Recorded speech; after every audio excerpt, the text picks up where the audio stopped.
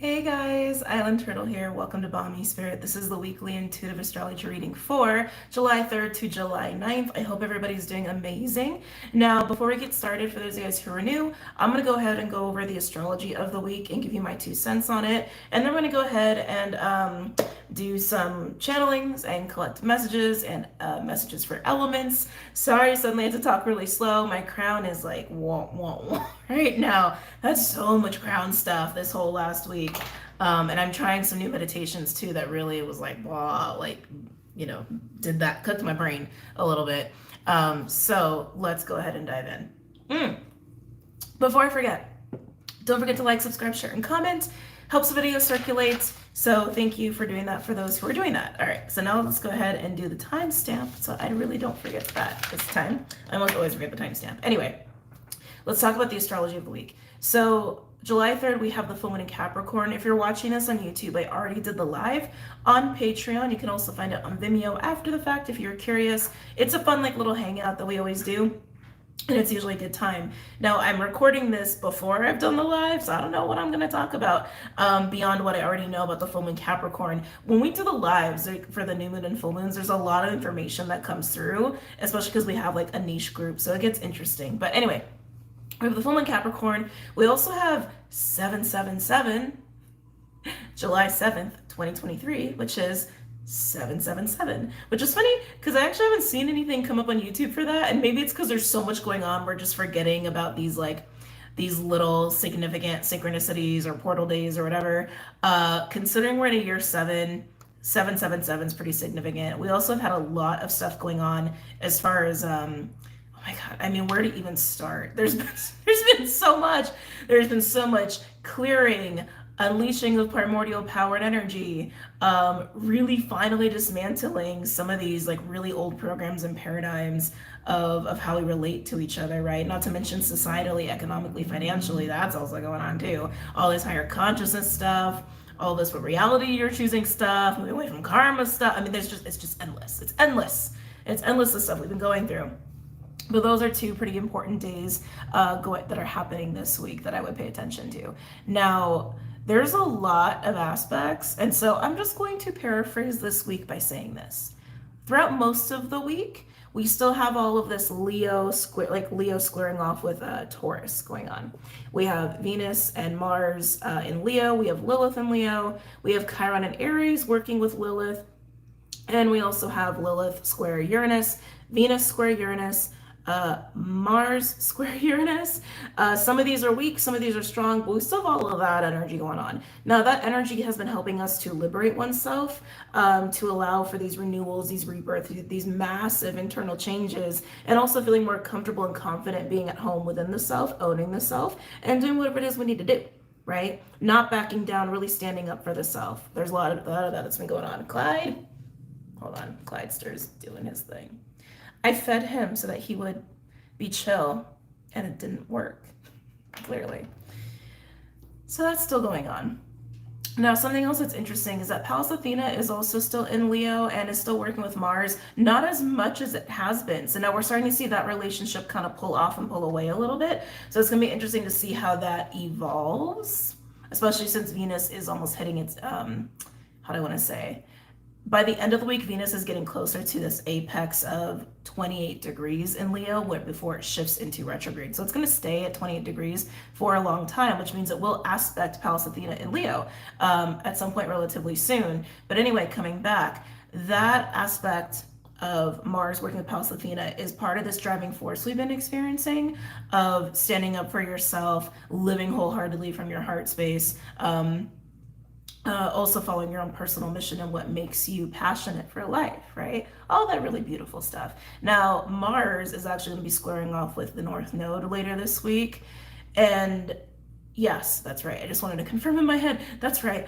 It's going to be aspecting the North Node later this week. And that's this continued push forward. The North Node square Pluto is also getting really strong. We're going to see the North Node finally hit that 0-degree point for Taurus. It will officially switch over into Aries mid-July, I believe actually on the new moon in Cancer, July 17th. This was all tropic, by the way.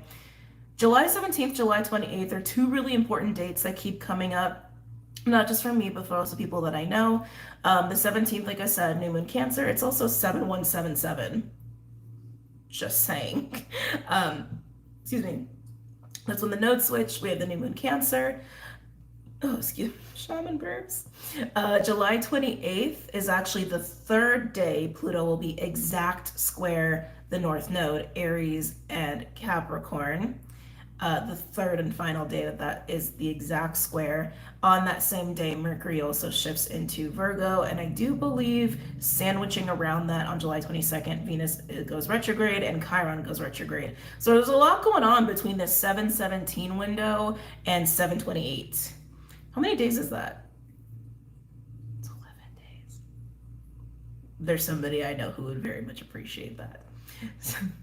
Interesting. So 17, 23, 7177, because you count the 2023, and July 28th, 2023 is 11 days, where I just want to really reiterate this so that we really understand.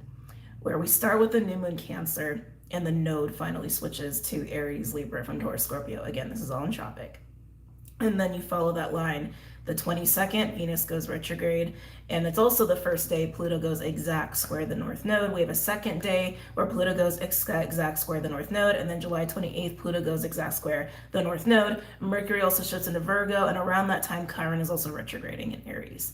It's a lot going down in an 11-day window. I'm excited to kind of sit with that. There might be some big messages coming up in relation to that as we get started, but coming back to this North Node square Pluto energy. So we started experiencing this in March, and it's actually going to continue to November. It just peaks in July on the dates that I gave you. Between the 22nd and 28th, it peaks 3 times. Also kind of synchronistic in my opinion. Anyway, why is this so important? The North Node doesn't often square Pluto. It brings about inevitable change, and I mean big drastic changes. And with Capricorn and Aries, there's a lot of change potentially around the financial sector, government policy, the structure of our life, especially compared to the individual, like on the individual level, almost in a way of like, what do we identify and want as far as a society is concerned, as far as finances are concerned, taxes are concerned, all of that stuff. It's almost like a revolution of government and financial sector, economically speaking, right? Individually and on a global scale. Now, something else I learned today, because you know me, I'm a nerd and I can't help but research. The last time Pluto was square the North Node and was also doing the same shift between Capricorn and Aquarius was in the 1700s. I think it was like 17, hold on, I wrote it down somewhere. Yeah, 1789. Always gotta have my notes. 1789, which was 234 years ago, which if you break that down as a 9 is very powerful in divinity, spiritual community, timeline stuff.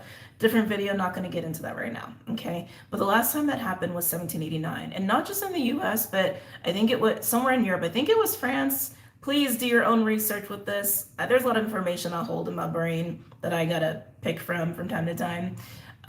Which at that time, I think France went through a massive governmental and financial revolution. I think literally started their own form of democracy around those times, like the seeds of that were planted, but I believe out of a revolt, if I'm not mistaken, which is also actually very much what can happen with Pluto Capricorn square North Node Aries, because it is about the individual. It is about initiating change, getting into that Mars energy, standing up, standing out, asserting oneself against what? The tensions and stress of corruptive forces, the shadow of Capricorn, right? And this is the final lessons of Capricorn that Pluto is giving us before Pluto's done with Capricorn for the next 200 some years, right? So we're definitely in this new era, financially, economically, societally speaking, and it all starts at the individual level.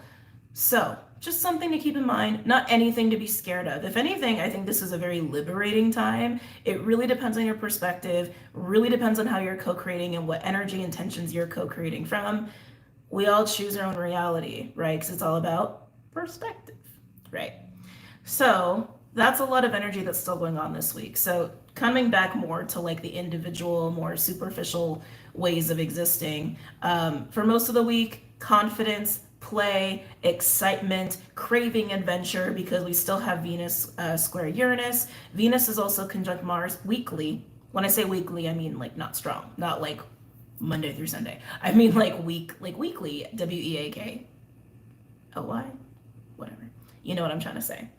And we also still have that Lilith Chiron energy too. And again, Lilith is also square Uranus.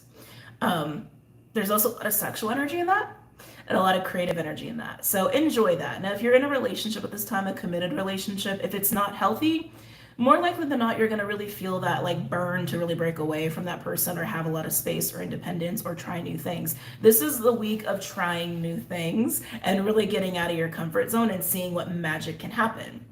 Now, as we move towards the end of the week, more so like the 7th to the 9th, it's like literally that like Friday, Saturday, Sunday, a little bit of that following Monday too, Mercury takes over.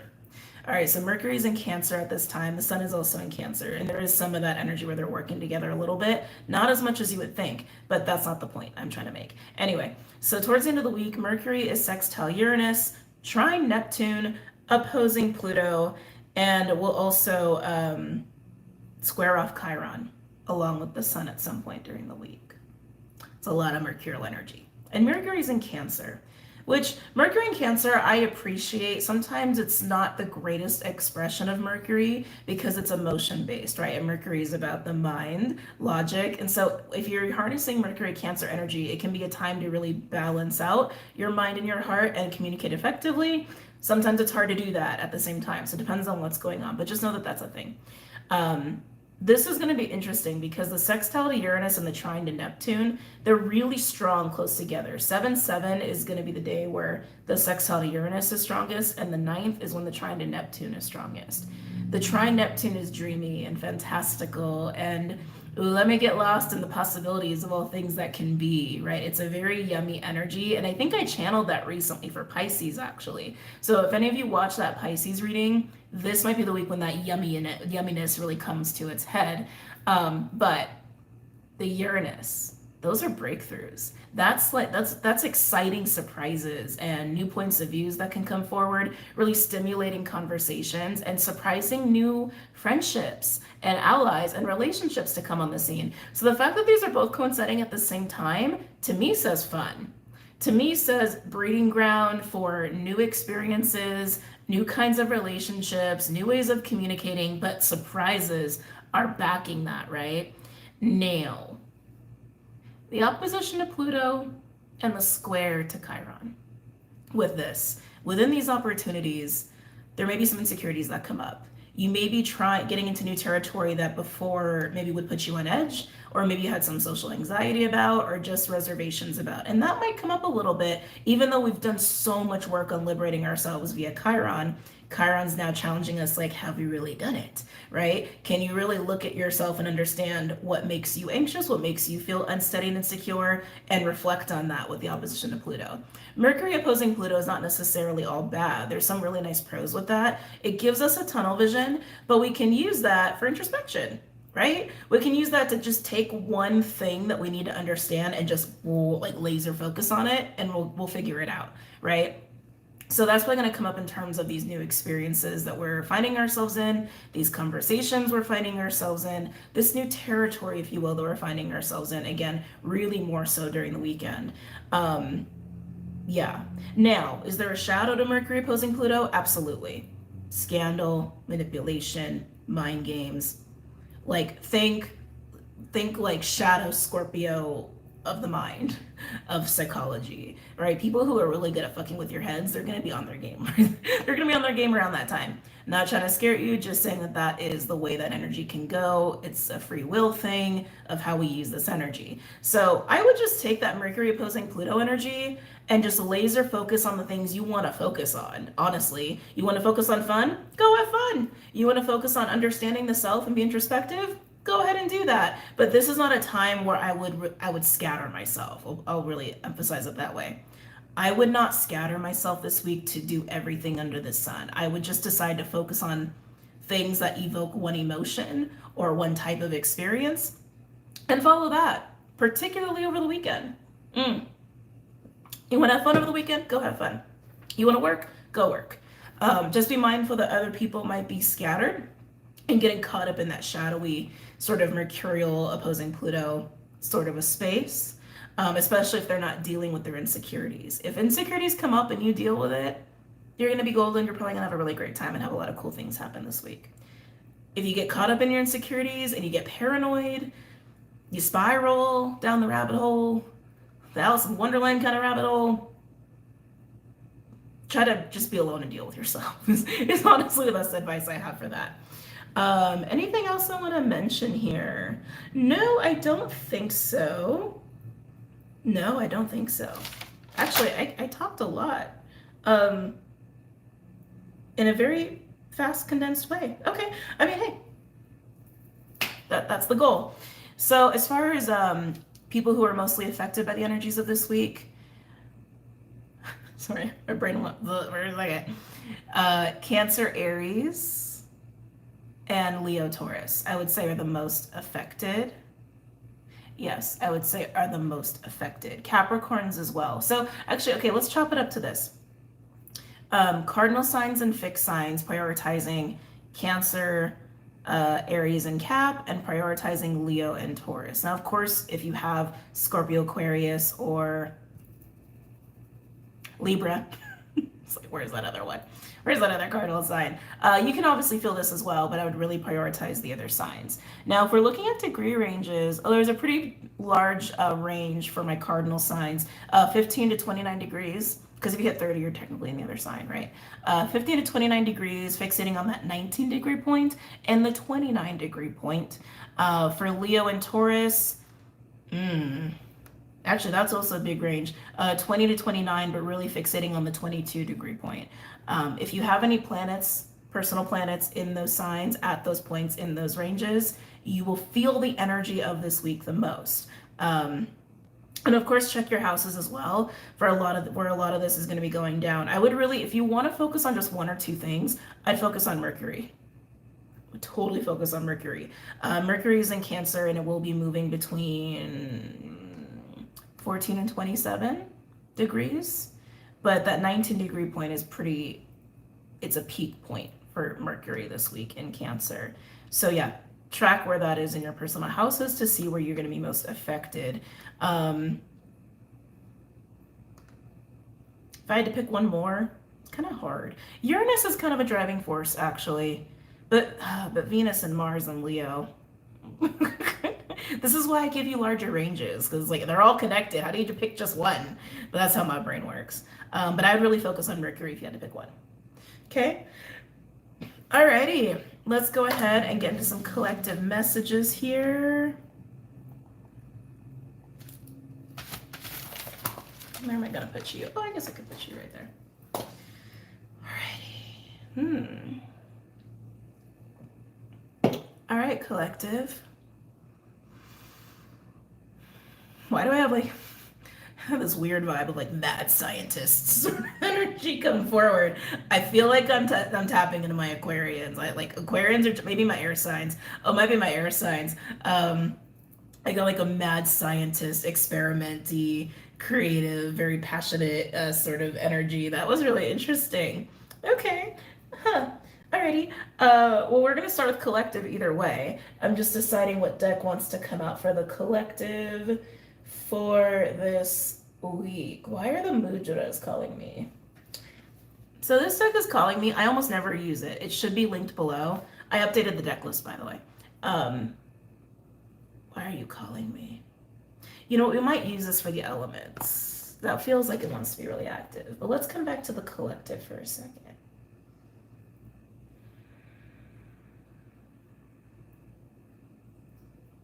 We're going to start with the Energy Oracle deck. Where are you? There you are.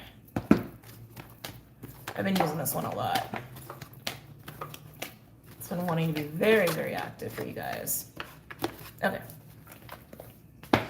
Let's do it for the collective. Any messages or insights for the collective? July 3rd to July 9th.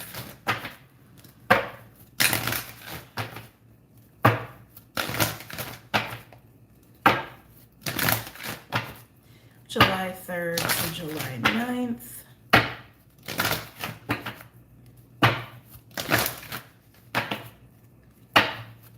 July 3rd to July 9th.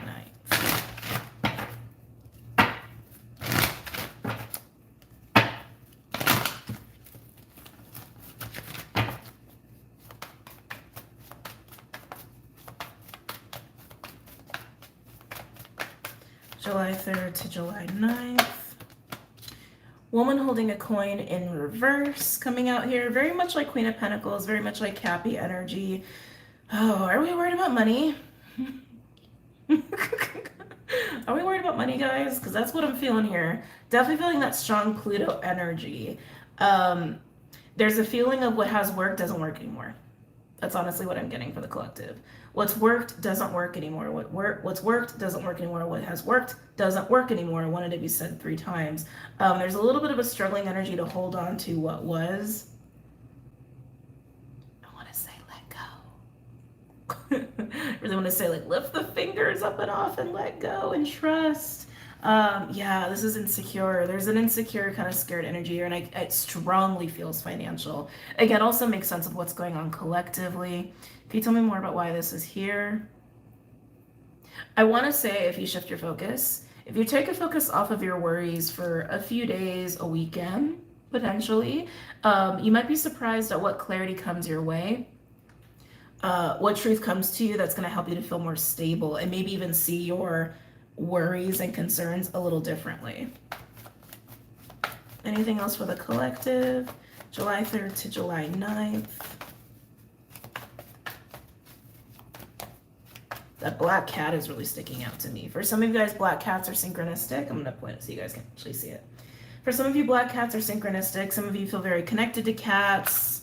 Potentially, I'll just say feline races. Like Sekhmet, for example. Sekhmet, Bast.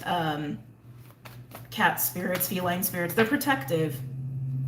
You're protected. I mean, honestly. Okay, for those guys who need to hear it, need to know, you guys are safer than you realize. I really want to say you got to get out of your head. Get out of your head and shift your focus. Give your brain a break as far as where it's focusing. That seems to be a big theme this week already with everything that's come through.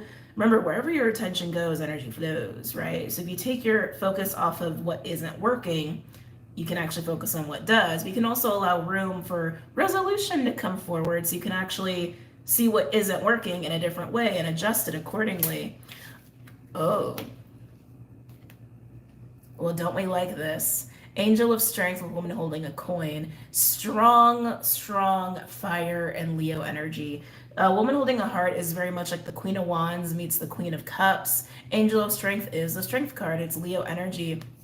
It's confidence. I keep getting this protective energy. Again, you're way more protected than you realize. Even if you don't think that you are, you most certainly are. This is a huge shift I'm seeing very fast. It's like you're going from a lot of mental energy, not feeling very grounded, not feeling very secure in the physical, to just being in your fire and water. It's like completely shifting from earth and air to water and fire.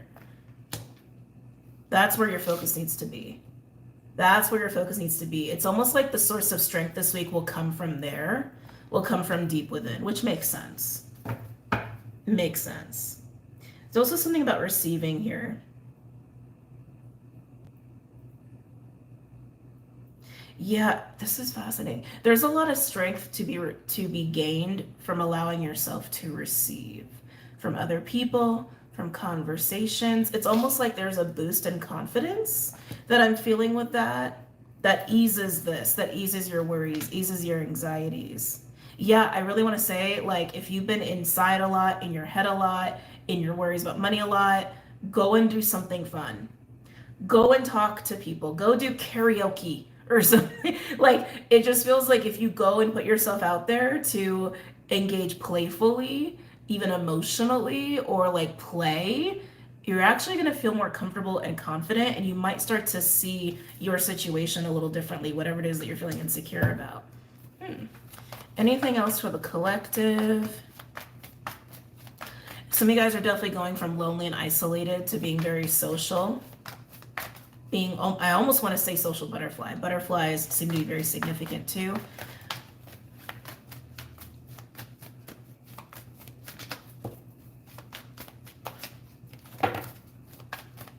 Anything else with it? Deceit. Okay. 25, bring it down to a 7. Why is deceit here? Why is deceit here? I don't like that. It feels like a veil, is what this feels like. This feels like a veil of illusion. Can I get a card for deceit for the collective?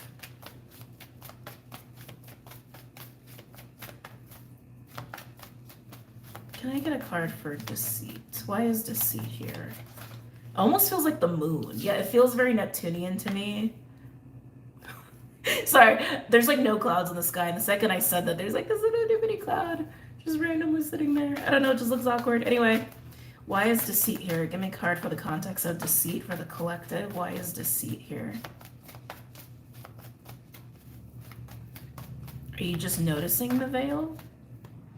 It feels, I can't get away from it. It just feels like a smoky mirror is what it feels like. A smoky mirror, a veil of illusion, a cloud. And I feel like you're noticing it. Like as you step into this, you see more of this, which also does make sense. Like when we're deeper inside of like who we are, right? We can see more. But give me, and Spirit's not giving me a card for deceit. Can I get a card for deceit, please? Why is deceit here? Wow.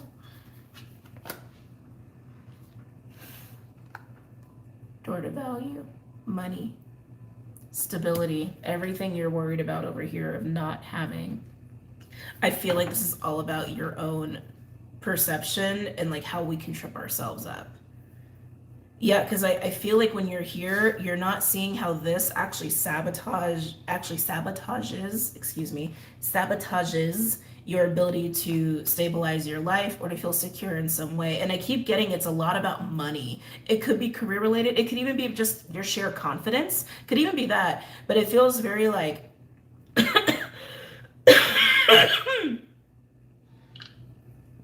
earthly plane, physicality, health, like that sort of deal. It could even be about your root chakra, your own personal foundation of confidence. It could even be that. But yeah, when you're in here, you don't see that deceit. You don't see the veil of illusion that comes from being in this sort of energy. But when you shift into this, you can see it. It's like, it's so fascinating. Yeah, it's like you got to go out and play and fuel your fire, fuel your emotions, fuel your inner child, fuel your passion, your sensuality, all that yummy stuff to really come back to self. I mean, that's really what it is. I know we get this message a lot, but it's just a huge thing when it's going on in the collective, right? Do that, get out of your mind, get out of fear, right? Get out of ego, and then you can actually see the bigger picture of what's going on. You're going to see that deceit for what it is and what is actually getting in your way here. Yeah, because over here, it feels a little almost dark night of the soul-esque, because some of you, it's not that extreme, but it's literally just this unknown question mark of like, when are things going to work out? When are things going to level out? When am I going to be okay? When am I getting that paycheck? Like, you know, things like that.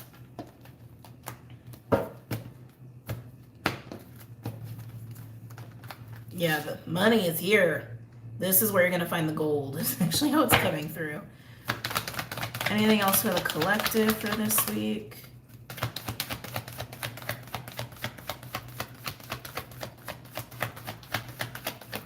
Yeah, the gold that you're looking for is found in feeding your fire, feeding your life force, your solar, your sacral, feeding those things. On this, look. Disappointment, broken heart. Some of you may have actively missed out on opportunities here when it comes to that feeling of physical security, whether that's health or money, household, career, that sort of deal, or just again, your self-confidence, especially as it relates to image, because I just keep getting this physicality component to it. Yeah, some of you actually may have fallen prey to self-sabotage, or certain opportunities that didn't work out that actually that you see as a failure or a flop. I just keep getting disappointment, disappointment, disappointment, disappointment. Well, this is where you're not going to be disappointed. You're not going to be disappointed here. And if something does fall through this week, because we do have a lot of Uranus activity, if something falls through this week, it's a blessing. All right. You might feel like, damn, I was a chump. Or dang, how come I didn't see that clearly? Dang, how could I misjudge that? Because it's teaching you something. Teaching you that being in this kind of space leads to mistakes. It leads to instability because you're coming from an unstable energy, right? Or like, yeah, an unsustainable way of looking at your physical reality. But if you're here, your soul never lies to you. Your heart never lies to you, right?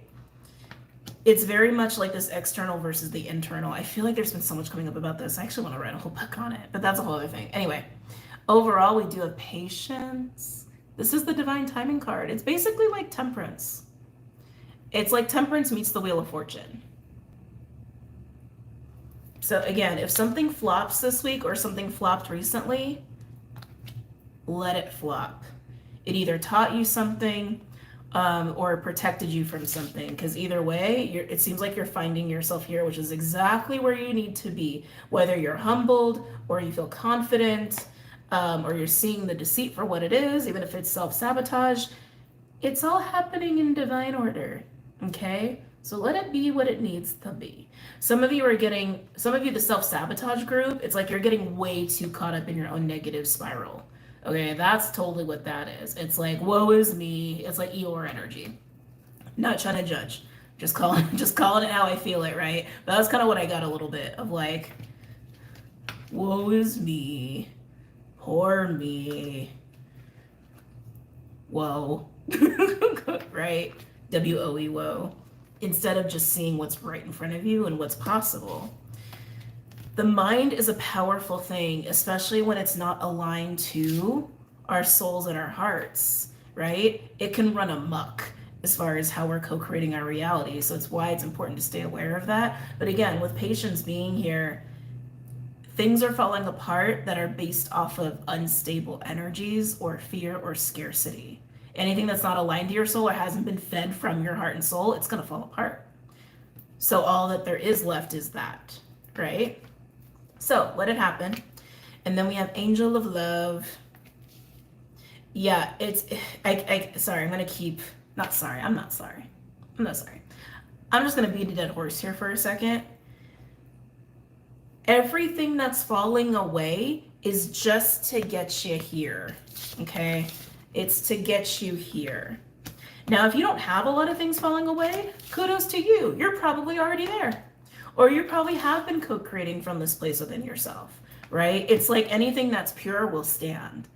Anything that was like built on these distortions, right? Distortions or fear or these, how do I want to say this? These belief systems of struggle and destruction, right? Competition, looking outside the self, will continue to fall apart on themselves because that's the energy they're being made from. Fear of things falling apart. Fear of I need to do this because it's not enough. Or fear of accomplish this or push this because fall apart, fail, fail, fail. We'll just manifest fail, fail, fail, fail, fail, right? So, falling apart, let it fall apart. Now again, you're also going to see your own accountability in this. You're also going to see your self-sabotage in this. And if there are any forces at work that are truly deceitful around whatever it is you've been trying to get into to find like stability or financial security, confidence, whatever, you're going to see it for what it is because you're going to end up here no matter what. If you allow it. If you fight the process, you're just going to experience more of that broken heart energy. Okay? And more of that. All right? All right, let's go ahead and get into the elements. Who's going first? Air, are you going first? Air, you're so demanding today. That's okay. I like it. Let's roll with it. I feel like I'm going very fast. It is, if I am going fast, I don't know if I'm going fast. Time is weird right now. If I'm going very fast, it's just because my crown is like, wah. All right. You know what? We're going to start with the mudras, actually. They really want to talk today, so we're just gonna roll with it. Yeah, let's take a peek. Now, I haven't used this deck too often. It's one of those. It's a once in a while sort of a deck. Air signs: Gemini, Libra, Aquarius. I keep getting this mad scientist sort of vibe with you. Not like it's bad. Not like it's bad. It just feels very Uranian. Feels very Aquarian. Feels very much like an excited inner child to put things together. Like, you know what I mean? It's like that. It just feels like that. Gemini, Libra, Aquarius. I'm getting a little wave of romance. Oh, I feel like that's probably for, oh, I feel like that's for Libras. Is it, wait, who's this for? I mean, I'm hearing Libras, but I'm also getting like it's for all, is what I heard. And I was like, okay, but I feel Libra, just saying. Ceres is in Libra right now, in Tropic. Maybe see where Ceres is transiting your chart. I mean, there's a lot of other relationship stuff going on with Venus and Mars in particular, and Juno. Juno's in Cancer and is doing some stuff. Actually, yeah, I would look at just where you have Leo and Cancer and their neighbors, right? So I would look there, and if that's in like 7th house, 4th house, 3rd house, 5th house, probably some romantic stuff going on there. Anyway. Anything for my air signs? Gemini, Libra, Aquarius. They are showing me the swan. That's an acceptance of self and wholeness, experience of wholeness and completion of self, self meeting self, also partnership potentially. Air, Gemini, Libra, Aquarius.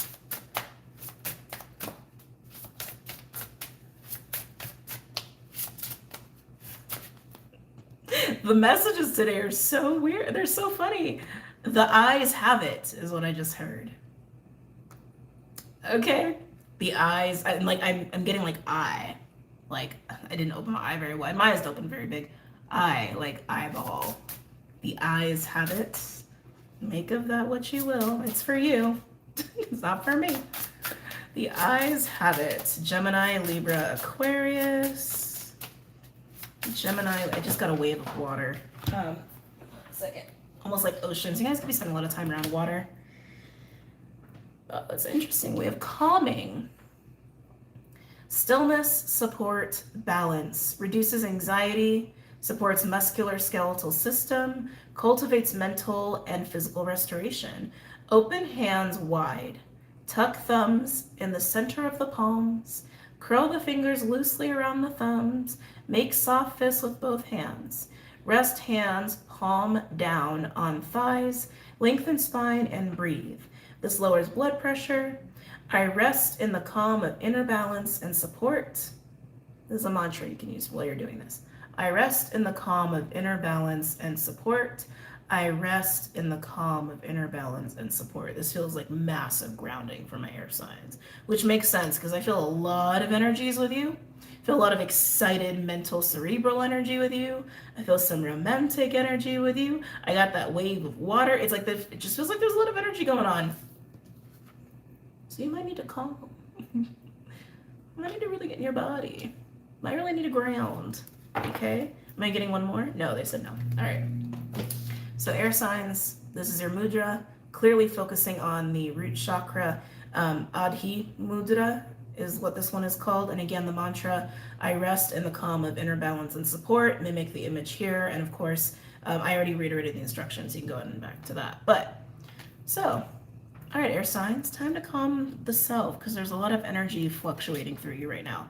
Let's go ahead and pull some other cards. I'm going to start the Wild and Animal Spirit deck because I always do. All the decks that I use are linked below, and decks have been updated. Any messages or insights from my air signs? Gemini, Libra, Aquarius. You're excited. I like it. You're very excited. What's got you so excited? Is it just the energy? Are you just buzzing? Are you just vibing off of a collective energy here? You're just excited. Gemini, Libra, Aquarius. Getting strong Libra moon. Getting really strong Libra moon energy. Excuse me. Wait, where are the moons at this time? Hold on. Let me double check the moon cycles. No, it's just moving from Cappy to Aries. Interesting. So the moon is shifting from Capricorn to Aquarius to Pisces to Aries throughout the week. But I keep getting moon Libra. So my moon Libras, this could be pertaining to you specifically. It doesn't have to. It's just an energy I'm getting. That's a Two of Swords energy, actually, in tarot. Gemini, Libra, Aquarius. Yeah, you guys are all over the place. You're excited. I just can't get away from this excitement, but it feels good, though. It feels good. Let's see. Root chakra. the Phoenix. In this deck in particular, you see the circle. So in this deck, there's cards for all the elements, and then we have 7 chakra cards here. And this is the root coinciding where exactly you got your mudra card, right? But this card speaks of that Phoenix rising. It speaks of that coming into renewed energy, coming sorry, neighbor, coming into powerful energy, coming into your own spirituality, coming into self even. And that's what I'm feeling with you, this like rush of energy, but I feel it so much up here. So this might be happening from your root to your crown and beyond. That's what I want to say. It speaks to that level of excitement that's running through you as well, almost like electricity running through you. Again, maybe why you're also having a lot of downloads or having that like kind of mad scientist sort of vibe. But you're alive, air signs, you're alive. You're alive, you're alive, you're alive from your head to your tippy toes and back. Anything else for my air signs? I got chills. We got the moth. And as I was shuffling, the otter made a little bit of an appearance. I didn't take it, but I saw, oh my God, we got deer on the bottom, divine feminine principle. You got a very spiritual read here, air signs. Moth is magnetism. Moth is being attracted to the flame, inevitable attraction, inevitable A to B, inevitable, that so much about your energy just feels like this rising up energy and vitality and excitement and just ready to go. Just ready to go. You can't stop the air signs this week. There is no stopping the air signs. You could also be very, very attractive to people this week. So keep that in mind as well. I keep getting this wave of romance. We'll see if that comes through in the cards, but I keep getting this wave of it. Now, romance can also mean just like love of life, love of people, like mwah, right? But I am feeling like romance. So we'll see. Moth, not in this deck, but also moth can be a symbol of transformation as well. And it's more of a masculine though, like moth to butterfly. Think of it like that. Like moth will be more masculine, while butterfly is a little bit more feminine. Also speaks of relinquishing control and surrender to the forces of all. Yeah, I'm getting that for you too. I gotta call it, sorry. There is a rise in your masculine energy here, air signs. It's like the masculine within has arisen. I'm getting strong Osiris energy. Told you, very spiritual read for you guys this week. Oh, the back of my head. Very strong Osiris energy. You may even work with Isis, the counterpart to Osiris. Holy crap. Woo. There's so much energy running through my body, my left side all of a sudden. It's almost like the feminine's like, thank you for speaking on the masculine. It's kind of how that feels. Oh, air signs. Do I know any air signs I can talk to this week? See what they're going through? Oh, shark. Perceived threat. That feels like the deceit card. That feels like illusion. That feels like a veil of illusion. Shark, for those guys who are new to this deck, the way I interpret this card is a perceived threat, whether it's real or not, right? And it's all about how you react to a real or not real threat. It's an illusion. I can't get away from it. It's an illusion. And for the sake of the fact that this is a general reading, it is my responsibility to say that, sure, for some of you, it can be a very real threat, but I'm not going to lie to you. Intuitively, I don't feel that at all. Intuitively, I feel this is an illusion. An illusionary threat, an illusionary trigger based off of perceptions. It's almost like as you rise in this energy, I'm flashing back to what a friend told me recently, what goes up must come down, right? The more you rise in that, the more light gets shown on illusions, the more light gets shown on fear. Because the masculine, when the masculine rises within, and when I speak to masculine, there's so much programming in our brains, because even as I'm saying it, I can feel your reaction of man, external to me. I can feel that reaction from you. So just try to take this in for a minute for those who are having that reaction, because not all of you are. Masculine is just a label. It's just another word for the penetrating force of how we exert energy in the physical and within, right? It's the part of ourselves that initiates change, initiates, right? Stands up, does things. That's masculine energy. And that part is rising And the more that rises within, the more we get some shadow and some fear. And that might be projected out into your reality. So you might project that onto other people. So be mindful of that, okay? Anything else from my air signs? Gemini, Libra, Aquarius. Now, the way this can manifest externally, you can totally project this kind of energy onto other people, and you could feel like, oh, people are just threatened by me. Maybe they are, maybe they're not. Again, I still really strongly feel this is an illusion, okay? You're coming into some serious next level personal power here, and it's to get you there, and it's to get you here, okay? I want to say receive yourself in it. Receive yourself in it. Believe that you're actually this powerful. Believe you're this capable. Embrace this confidence. Embrace it. There's confidence bacteria. Oh, totally. Embrace it. Receive it. Receive yourself. Other people will receive it. That's the other thing. If you receive it, other people will receive you. Oh, okay. Anything else from my air signs? I'm getting strong earth all of a sudden. Could be dealing with earth signs. Could have that in your chart. I just got strong chorus. Capricorn, Taurus. Making up my own words. Air signs. Gemini, Libra, Aquarius. Gemini, Libra, Aquarius. Foxy. Fox has been coming up a lot recently. Fox is very Gemini to me. It's very intelligent. Also can be seen as a trickster, but Fox is observant, cautious, intelligent, cunning, witty, and if they gotta flip a switch on a dime and turn a 180, they will turn a 180 real quick. In this card, it's also seen as a partner card. Whoa. Talk about recognition of power. Underneath that, we have cheetah and dragon. Dragon is that solar plexus energy. Got a lot of lower chakra energy going on here, which I'm not surprised, because there's so much energy moving through you that you do need to ground a lot. Because this is about you feeling safe and secure and assured of yourself, but also feeding your fire. Feeding that masculine, letting the masculine come up and out. Receive the masculine, receive the masculine, receive the masculine part of you. That cheetah speaks to the level of rush of energy and also your own excitement here. I like that Fox is here though, because it does speak of the mind meeting your passion, the mind meeting your emotions, like to not lose yourself in the fire, not get lost in the energy, right? To keep your head about you, to keep your wits about you. To not let either or take over you. The dragon coming out also speaks to seeing through veils of illusion. Literally in the deck, that's what it speaks to. In the book. It speaks to seeing through the ego. And that's what I was getting with you. Like, I was getting collectively, right? Is seeing the veil for what it is. Okay, and I just have to, I'm sorry.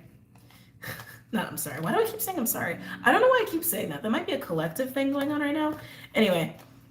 And then we get buffalo and tiger. Buffalo, also indicative of very fast moving energy. It's like a tower, like in times of fast moving energy or change, being able to hold oneself, stay grounded. But tiger is Queen of Wands. That is divine feminine power, right? So like she's kind of like the deer, but more fierce, more Sekhmet. All these deities coming through for you. More Sekhmet-like energy, right? And staying in that power, seeing that power, both also speak to intuitive gifts as well. Seeing through the veils of illusions and bullshit, even if it's coming from the self, not just the external, and letting yourself rise in that power with your head about you and seeing the illusions for what they are, okay? Now, some of you, this energy as it's rising within you, because everything that goes on internally can manifest externally, which is why, like I said, if you're afraid of your own power, other people are not going to respond to you very well, and you're not going to respond to them very well. But if you embrace this within yourself and this energy shows up around you, there's going to be a really nice, what's the word? It's right there. Symbiosis? That's not the right word. Homeostasis? It's a nice balancing. That's like balancing and receiving of both energies happening there. Actually, is what I wanted to say. So some of you might see this energy approach you in your life, and then you might go, ah! But if you receive it within yourself, you'll also have an easier time receiving them externally. So some mirroring going on here for some of you, okay? All right, wow. Let's get into the tarot. You feel like such fire right now, air signs. I keep on remind myself you're air signs. What tarot deck wants to work for you guys? I can't find my cat deck. I don't know what happened. I think Clyde threw it somewhere and it's like lost in the abyss of something. What deck wants to be used here? Runic Tarot? Yeah. Okay, we're gonna do the Runic Tarot for my air signs.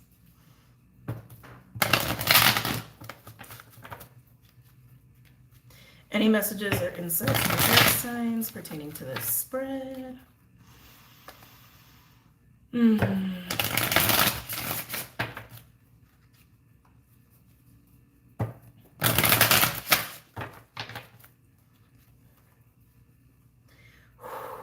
Just got this wave of heat. Okie dokie, smoky.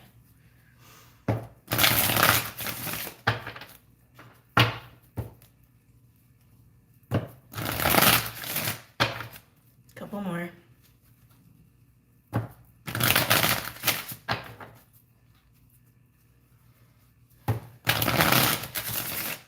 Okay. Any messages or insights from my air signs? Gemini, Libra, Aquarius.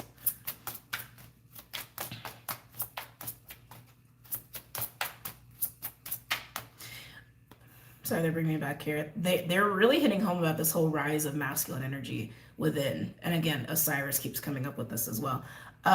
Odin? Odin just came up a little bit too. Just feeling what else wants to like come and be spoken to. Anyway, there's a deck. I don't own it, but I've seen other readers use it. And and there's a reader that was present on YouTube when I started, Mana, if any of you guys remember her. Oh, miss her. She used this deck and it was a fairy deck. I might order it actually now that they're showing me this. There was one particular card that was like the masculine principle, and I can't remember what it was called. It was like something sword, heat sword, penetrating sword. But like the image was this like, how do I describe this? This elongated, I don't know what to call that. Elongated vertical oval. And then it had like two on the side coming down like this. So like one giant one like this and like two on the side like that. Like kind of like a sword, right? Like made of light and made of like white fire. That's what they're showing me for this. If any of you know that deck, know the definition of that card, by all means put it down below because I don't have that deck. They literally just flashed me back to that. Any other messages or insights for my air signs? Gemini, Libra, Aquarius. Face your fear, air signs. Face your fear. Face your fear.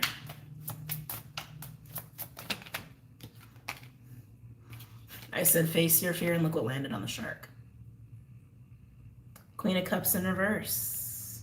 Queen of Cups in reverse comes out when we're not emotionally very stable, when we're feeling upset or experiencing some sort of emotional upheaval internally. Could also speak to attachments and codependency. I feel like this is attachments to fears and also illusions or representing illusions, because Queen of Cups is also intuitive, psychic, empathic, right? In reverse, she has little trouble with those gifts and abilities and doesn't really see clearly because her emotions are not stable or clear. It's fear. It's fear. That's what it is. It's fear. It's fear. Whether it's fear of your own security and finances, your emotional insecurity, the question of emotional stability, that's all around the Cancer, which Mercury is there, Sun is there. We've got a lot of Cancer going on right now. And here is the Cancer card, right? So however your fear is manifesting or whatever your fear is attached to or rooted into, it's here and it's causing illusions. It's getting in the way, okay? Now, fear is not necessarily a bad thing. I'm not talking about it like it's bad. I'm not looking at it like it's bad. It just is, but it's clearly feeding the illusion. It's clearly feeding the veil of illusion, right? And this difficulty in seeing the door to value, this difficulty in seeing what true stability looks like and how to feed it, which it starts here. It starts there. Anything else from my air signs? Gemini, Libra, Aquarius. I don't know why I just got pirates. What?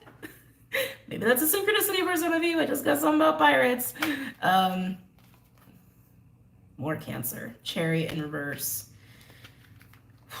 How long are you gonna let this fear stop you? How long are you gonna let this fear blind you? the best way to get over fear is unmasking it. Sometimes actually living through it. Like, so example, I had this really crazy dream a little while ago. It was really weird. It was like I was putting on this giant event and I didn't do any preparation for this event, which is so not me. And so it just fell apart like before my eyes. And everybody was pissed. Everybody was angry. And I was like, what the hell? I did my best, but I really didn't do my best, right? Which was really weird. And then like I woke up from that dream and I actually felt relieved. I was like, what a weird feeling to have in such a weird dream. But I realized for myself personally, like I have some anxiety about like putting on events or hosting people, even if it's just like inviting people over. Like I have a little bit of anxiety with that. Like a fear, like anxiety of it, like not going right. And I'm having this massive dream on like a massive scale of that fear living itself out. And I woke up and I felt better about it because I lived through the fear. And it's like, you know what? I was fine. I was okay. I survived. So I want to say it might be a good exercise for some of you when it comes to whatever this fear is. For some of you, it's also fear of commitment. I mean, my God, Chariot in reverse, that is literally the epitome of I can't commit. and it related to fear. But anyway, like if you're afraid of something, live it out in your mind. Like really go there. Like really like set up a situation in your mind or in your life to like just try it, challenge yourself with your own fear, even if it's on a large scale or small scale. I meant to say small, but interesting, large came out. Even if it's on a small scale, and then just see what happens, right? Or put yourself in a story and like write out the story of your of this fear playing itself out in like the craziest, most dramatic way, and let yourself live that out in your mind or emotionally, and like you might actually feel relief from it. I only say that because it literally I was kind of forced to recently. Anyway, moving on.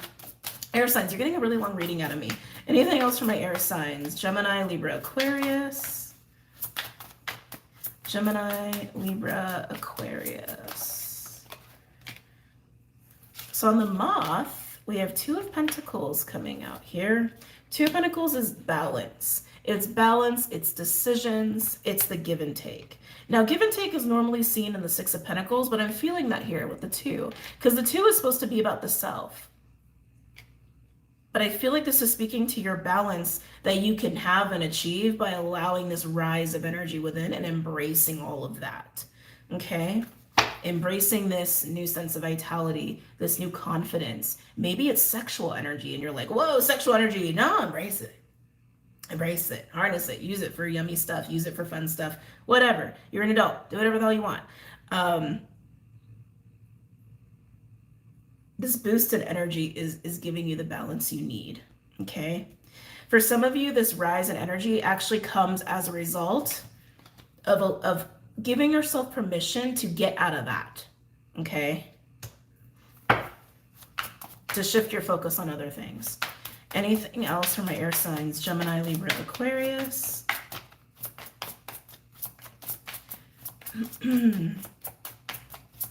Gemini, Libra, Aquarius. Yeah, look what's getting balanced out. Six of Swords in reverse.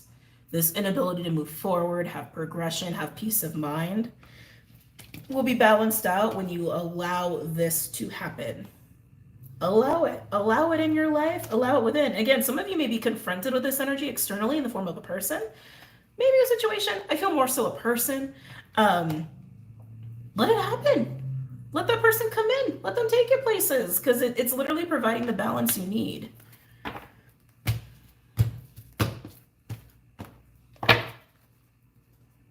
Some of you have been really stuck. Sorry, I'm getting stuck on getting stuck on this. Some of you have been too afraid to get out of your routine. It could be finding a new routine or being a gypsy for a little while and just experiencing some little bit of freedom for maybe the course of the weekend. It's a big change. And again, I just feel like whatever has been feeding this, it doesn't work anymore. Going back to the collective reading, right? It doesn't work anymore.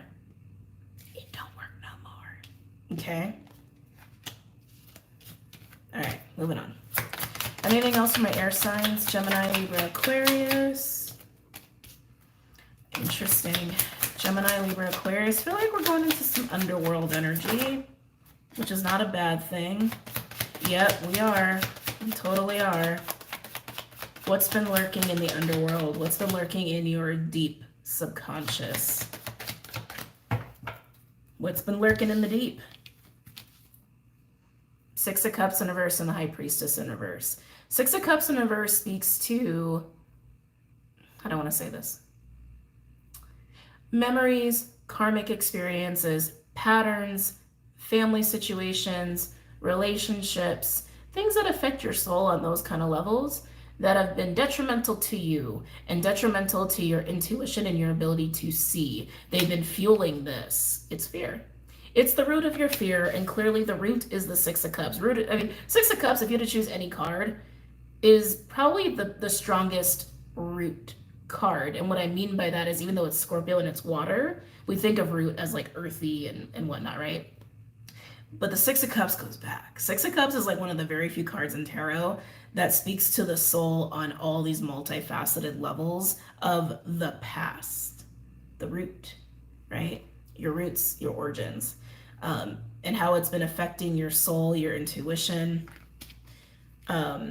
negatively, honestly. And again, it's the fear. It's the fear that is fueling illusion.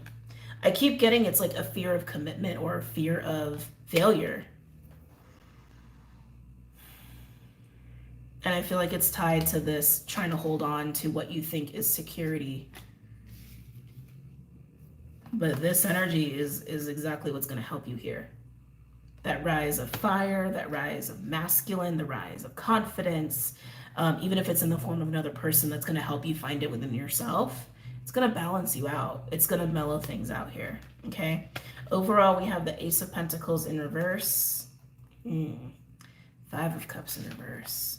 Ace of Pentacles in reverse, again, this like inconsistency, this lack of stability is really what I'm getting. Sometimes we see it as a loss of money, and some of you might have a loss of money or have had recently, but it happened to show you the illusion you're living from, or it happened to show you the deceit that was attached to whatever that was in the first place. Again, going back to collective reading, divine timing and everything. It's funny because Five of Cups in reverse is healing. It's healing and it's relief. It's letting go. Letting go of the experience of insecurity, lack of financial stability, lack of abundance, the experience of missed opportunities. It's letting go of all of that stuff that's been fueled by that, which has been fueled by this. So, very multifaceted reading for you air signs. Let's go ahead and pull an advice card. My head is buzzing. What are we doing for advice here?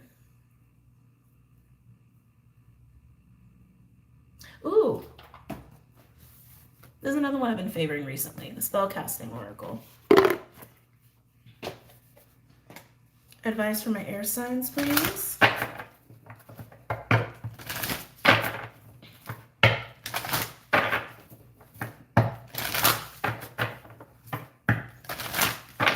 Yeah, no more feeding the fearful wolf here. No more feeding that, okay?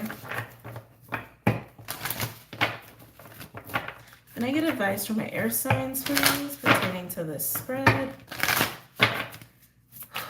Get grounded. Get grounded and allow yourself to have some fun, air signs. Did I put the, oh, they are upside down. So we have reconciliation came out here as your advice. Let's go ahead and read that. Which reconciliation is not always about people coming back together. It's also about like reconciling, resolving, coming to terms with a conflict, an issue, a difficulty, a challenge. There's something familiar in the air as your senses evoke memories that remind you of a distant recollection. Memories. Hold on, I gotta sneeze. Oh, excuse me. Whew. You're being called to reach deep into your past as something relevant to today resides there. This card marks an occasion of connecting with loved ones, a celebration to bring people together, and an unexpected visitor. Someone who was lost to you has sought you out. It's time to dig out old diaries, sift through photographs, and allow yourself to drift back to times gone by. Soon all will be revealed as you reconcile with the familiar feeling of yesteryear. A shared song reveals love. A family reunion brings joy. An old flame connects via social media. Reconnect with the spirit. A loved one is sending signs from across the veil. Whether it's reconciling with self or what have you, it does speak to how important the past, your roots, play into this. Okay? All right. Where? Oh, there it is. Don't mind me. All right, let's move on. Moving on to other elements here. Just clearing the board.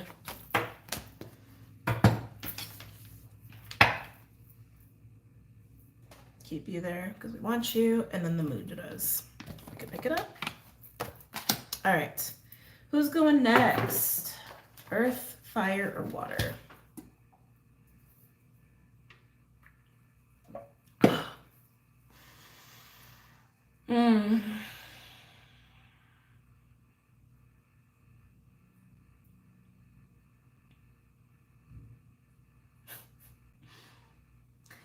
I tuned into earth, fire, and then water.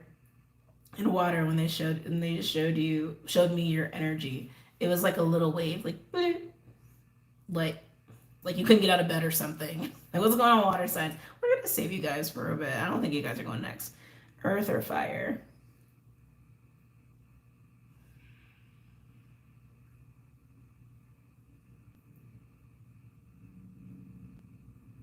Earth. We're going earth. Okay.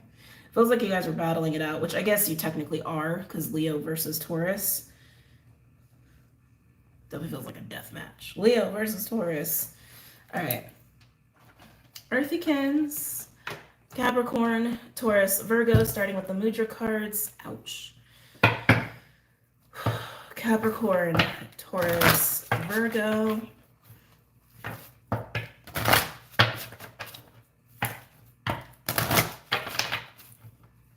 I'm hearing stay focused, stay focused, stay focused, stay focused. They just showed me the sun. A lot of yellow, a lot of gold. Could be in your solar plexus right now. Earth signs. Tauruses, you basically reside in the solar.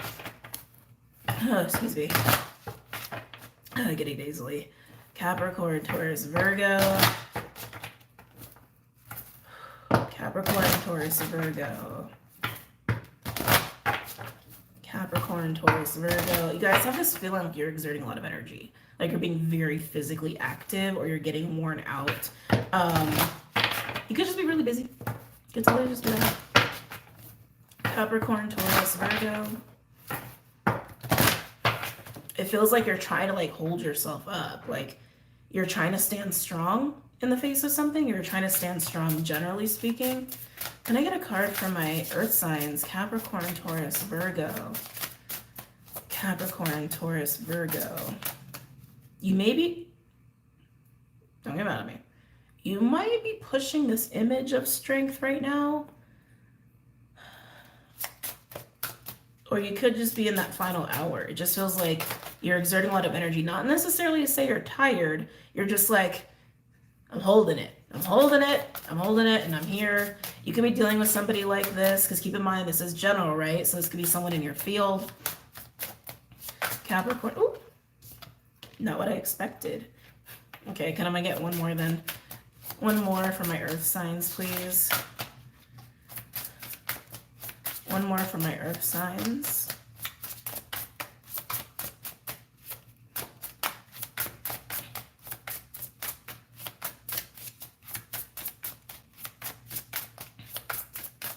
One more for my earth signs. Capricorn, Taurus, Virgo.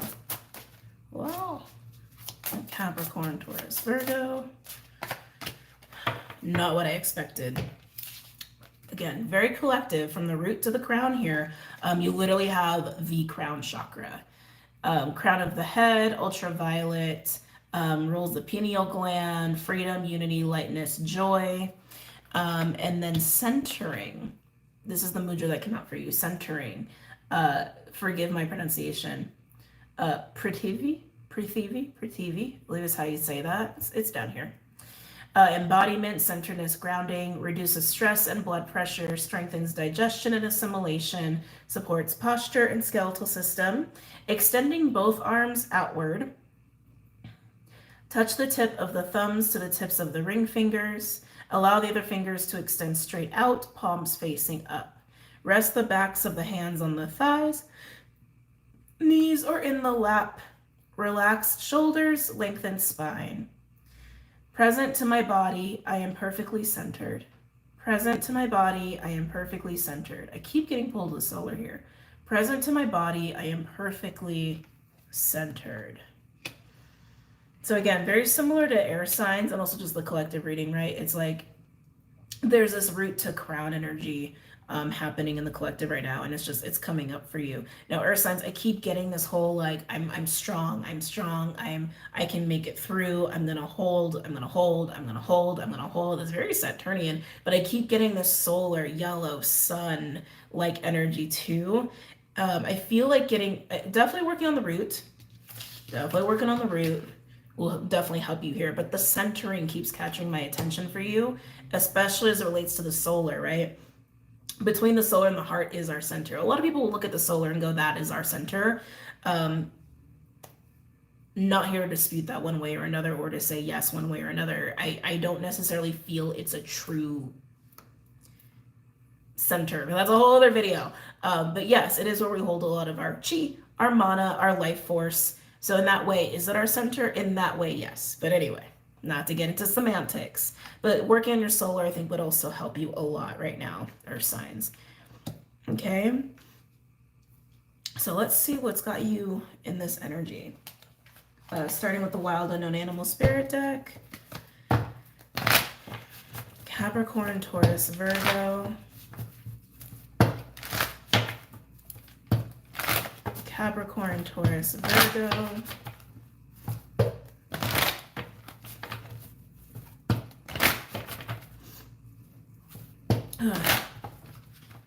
Capricorn, Taurus, Virgo.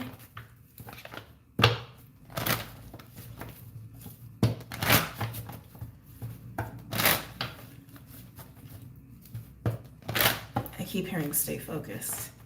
Stay focused. Stay focused. Stay focused. Stay focused. Capricorn, Taurus, Virgo.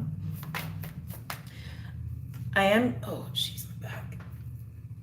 So my back got really tight. Getting a lot of mother-child energy with you. We'll say parent, because this is a general reading, because even like maternal energy can even come from daddies, right? It's the nurturing. It's the nurturing. Yeah, I'm getting like feminine to child. We'll say that. Feminine energy, maternal energy to child dynamics coming up here for you. This could even be how you're nurturing to yourself, how you're your own parent to your own inner child. That could certainly be the case. You could even be reflecting on this kind of connection, these kind of dynamics, this kind of energy plays in your life. Why you seek it out, interesting. Why you seek it out, why you have sought it out. For some of you, we're in the realm of codependency and attachment, like anxiously attached, styles. That's just something that's coming through. Anything for my earth signs? That was fast. Phoenix, I guess, is going to be the card of the week. With the root chakra, you might want to watch the air reading. There might be a lot going on in there for you, earth signs. But anyway, Phoenix, root chakra, rising of energy, coming into new sense of self, coming into new vitality, getting electrified. The light is coming back on. Also speaks to Kundalini risings, Kundalini energy. Tarantula, almost a tantra. Tarantula, with fire energy. This is a crossroads energy. This is an energy of tension, struggle. Two of Wands, if you will, is kind of what I equate to the tarantula. You're holding too much is honestly what I want to say. I think that's why my back got really tense with you. You're too tense. Earth signs, you're holding on to shit, or you're holding on to something. You're keeping yourself to this. God, I wish I could put I wish I could put more words to it. Something's like trying to bust out of you. Okay, I'm gonna put it. Thank you. They said yes. They're like yes. something's trying to bust out of you and you're too rigid with it. You're too rigid with it, or you're not, it's almost like a call, like you're not hearing this inner call to express yourself or to do something or to let go or to relax. And it's like you're holding it, you're holding it, you're holding it, you're holding it. Like, I'm going to maintain this. I'm going to maintain this. I'm just going to keep doing this. I'm just going to keep doing this. It's like, it's very, very rigid. And it's almost like, I'm going to stay the course. I'm going to stay the course. I'm going to stay the course. I'm going to stay the course. But something in you is like, no. Something in you is like, stop. Can we change? Can we do something different? Can we break the routine? Can we break out? Can we relax? Can we go have fun? Can we blow off steam? Like, it's like that. Like, yeah, wow. Like, stop trying to maintain. Something strong and powerful. And I also want to say yummy and even playful, maybe even sexual, wants to bust out of you and just like get let loose. Put your hair down. Like, that's what wants to break out of you. And like, you're not willing to do it. Or you can't even hear it. I can tell some of you can't even hear this inner call of your soul being like, please, let us. Ooh.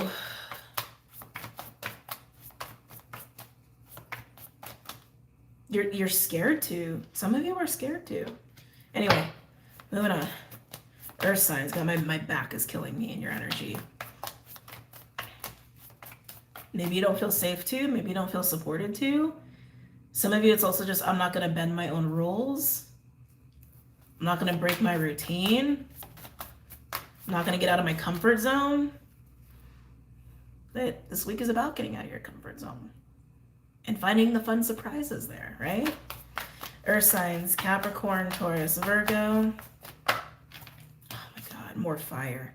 Everybody's going to be a fire sign this week. This also came out in the air reading. Tiger.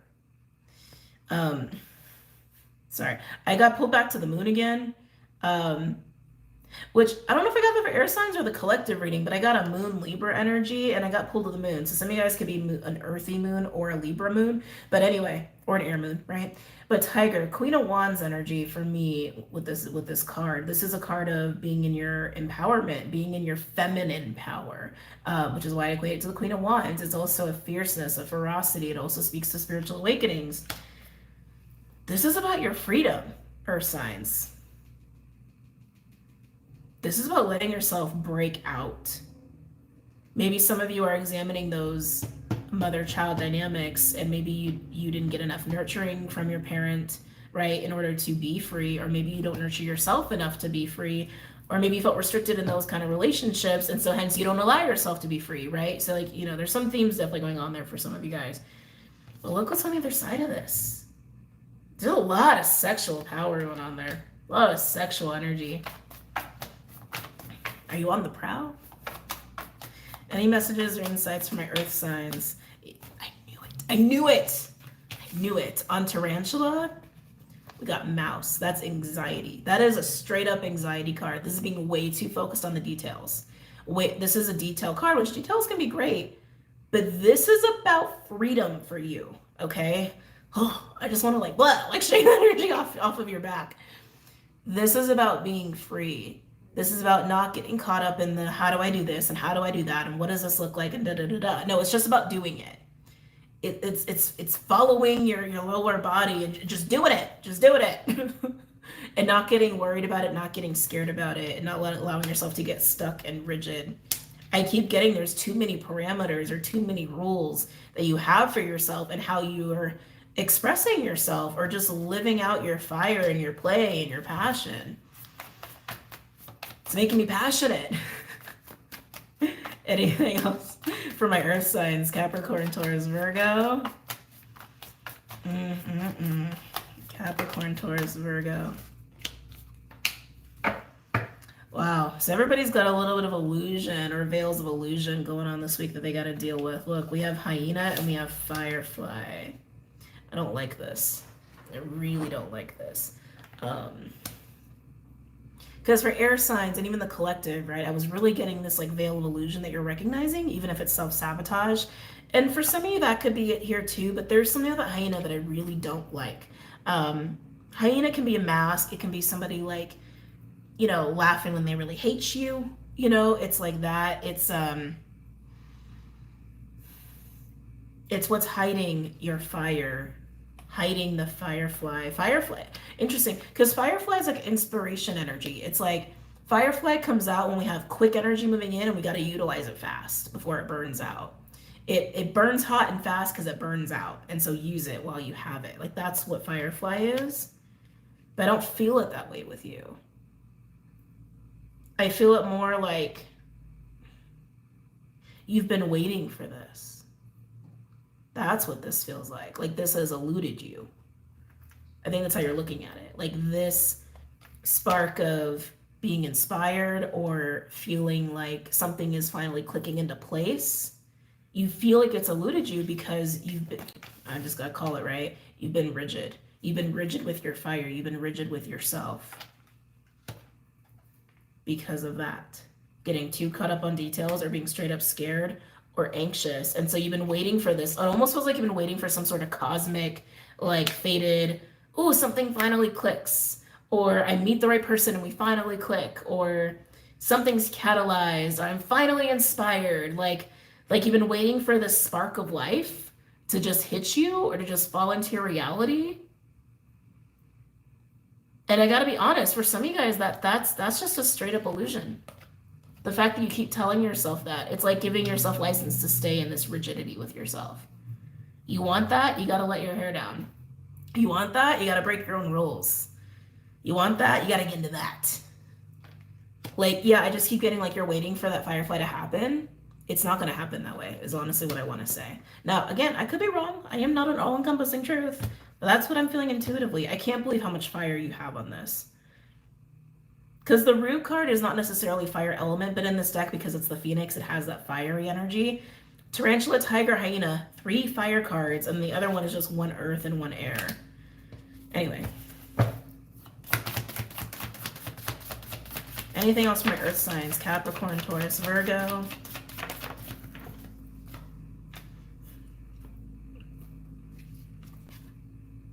This also came out in the air reading. And guess what it landed on? Mouse. This inevitable. I want to say this is inevitable that you have this breakout of energy. It's inevitable. But the more you fight it, the longer it's going to take. And also the more uncomfortable it's going to be, because like the pain I'm feeling through my back is not pleasant. I don't like it. I don't like it at all. Okay? But that's what you're afraid of. You're afraid of, I hate to say it, but yet you're afraid of letting your power be wild and free and sitting in it and expressing it and people witnessing it. You're worried about that. You're worried about doing that and making mistakes. You're worried about doing that and like how to do all these other things. It's like, I just keep getting anxiety and fear wrapped up in this. And you keep waiting for some sort of like external, I hate to say it, but like, I feel like you're waiting for an external saving. Like even if it's spirit coming in to give you an opportunity or to have something fall into place, or as a person, it's like you're waiting for some sort of like cosmic external saving. It's not gonna happen. I don't feel like it is. I feel like this is you needing to face the mouse and get out of your own way and allow yourself to be free and allow this to just surrender the control. And let yourself be wild and free. Just do it. And if people judge you, they judge you, right? Who cares, right? Oh, that hurt my heart. Oh, my heart's hurting as I said that. Vulture on the bottom. Wow. Oh my God. All the cards underneath are just, wow. Anyway, vulture and oyster. Oyster, walls, boundaries, keeping yourself contained. Vulture, death magic, Scorpio, eating away at your boundaries, basically, eating away at your walls, eating away at your comfort zone. Break out. And then look what we have. Nightingale with elk and golden egg. I love this. Oh, I love this. Because remember, it's like even in the air reading, we had this like masculine energy coming through. And you got a little bit of that too with the moth, because this is a very masculine energy. Elk is the divine masculine principle. So again, I feel like this is more about you being free and asserting your power by being free and just being in it and having fun with it. I feel like you just need to have more fun. This is your feminine energy, and this is your kind of masculine energy here. But this is you being honest in it and expressing yourself. Nightingale is throat chakra energy. Golden egg is heart. It's just being authentic. It's being real. It's being honest. Elk is also very responsible, right? So it's not like you're being 100% crazy, irrational, wild child. Like that's not what's happening here. You're just owning more of your own personal freedom and your passion and your fire, and just kind of letting your hair down, having fun. But it doesn't mean you're throwing out your responsibility. And as an earth sign, I mean, that's the thing about earth signs. You guys tend to take on responsibility. It's just a thing y'all do. But damn, let it out. Let it all out. Let's go ahead and pull some tarot. Oh, Jesus. Oh, oh. Did you guys hear that? Hold on, my computer's distracted me. Let me close this. I think it's about to die. Where are you? There you are. Oh, thought I had you. There it is. All right. Yeah, let's get into some tarot. I'm going to use the Light Seers Tarot. Oh. So it pulled out a card from another deck on accident. The Knight of Swords from the Santa Muerte deck. Gemini, speaking up, speaking out, throat chakra energy. Just interesting. Okay. Earth signs, Capricorn, Taurus, Virgo. Okay, so this week, based off of all the readings that have happened so far, we may have some very passionate, fiery encounters with people that could be very sexual in nature, or very heated in nature, I guess is another way to put it. Enjoy that for whoever that's for. Anyway. Any messages or insights from my earth signs? Capricorn, Taurus, Virgo.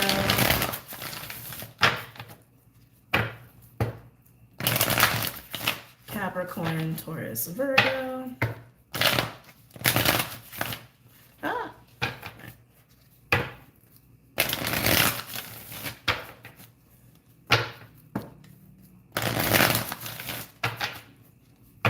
I think I'm just going to call this surprise, surprise. Hold on, let me write those down. Surprise, surprise. Okay. For Capricorn, Taurus, and Virgo.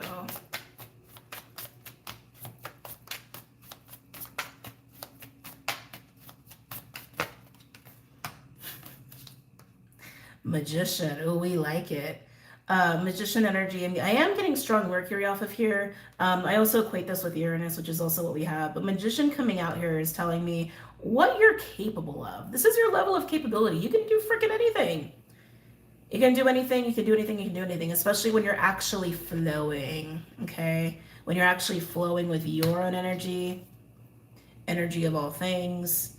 It's about your flow. And I keep wanting to say, let it happen. Surrender. Surrender, surrender, surrender, surrender, earth signs. Surrender, surrender. Actually, that's a better one. Hold on. Sorry. Yeah, okay. Okay, coming back. Capricorn, Taurus, Virgo.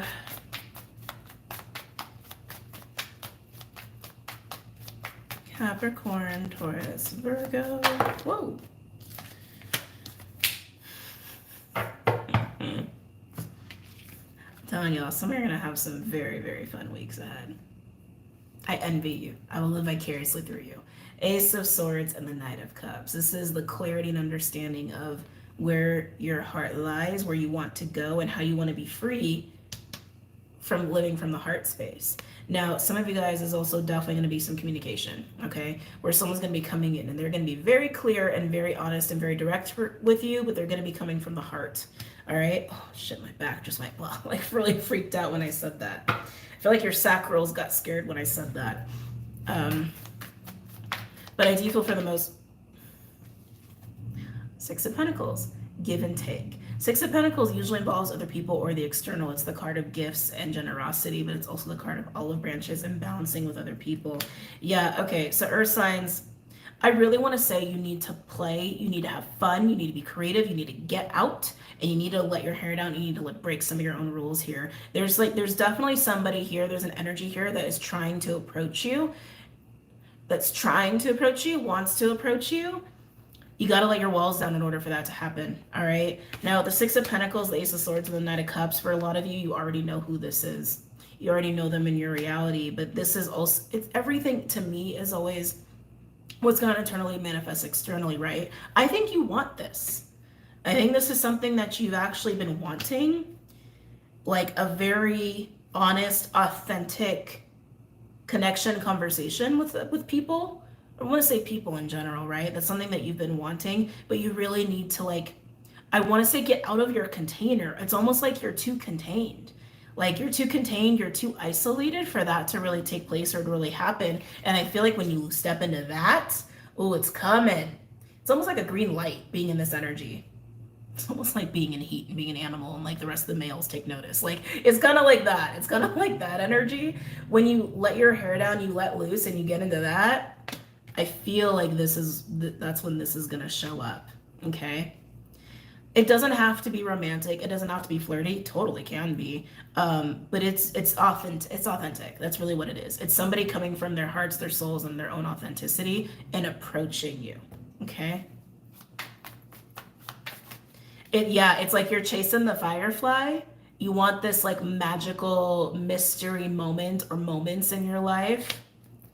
And you just expect them to happen if you're not putting yourself out there. You got to put yourself out there for them to happen. Anyway, anything else for my earth signs? Capricorn, Taurus, Virgo.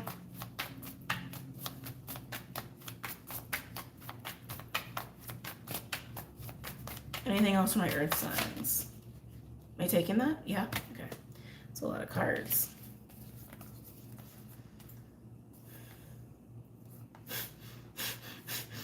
Wow. The twos have it for you, earth signs. You have 3 twos literally right next to each other. You can't even make this up. So first you have 9 of Swords in reverse with the 4 of Swords in reverse. There's a 5 of Swords here. I like this energy because this tells me that you are getting out of the imprisonment of your own mind. You're getting out of the mouse energy. You're getting out of anxiety. Mouse is basically 9 of Swords to me, and here we have it in reverse. Getting out of that, I also feel like a lot of you, again, you've been isolated, you've been contained, you have been in a container, you've been in the 4 of Swords, you've been in the oyster, and maybe it's been hermiting, maybe you've been recovering from something, but it's time to stop, okay?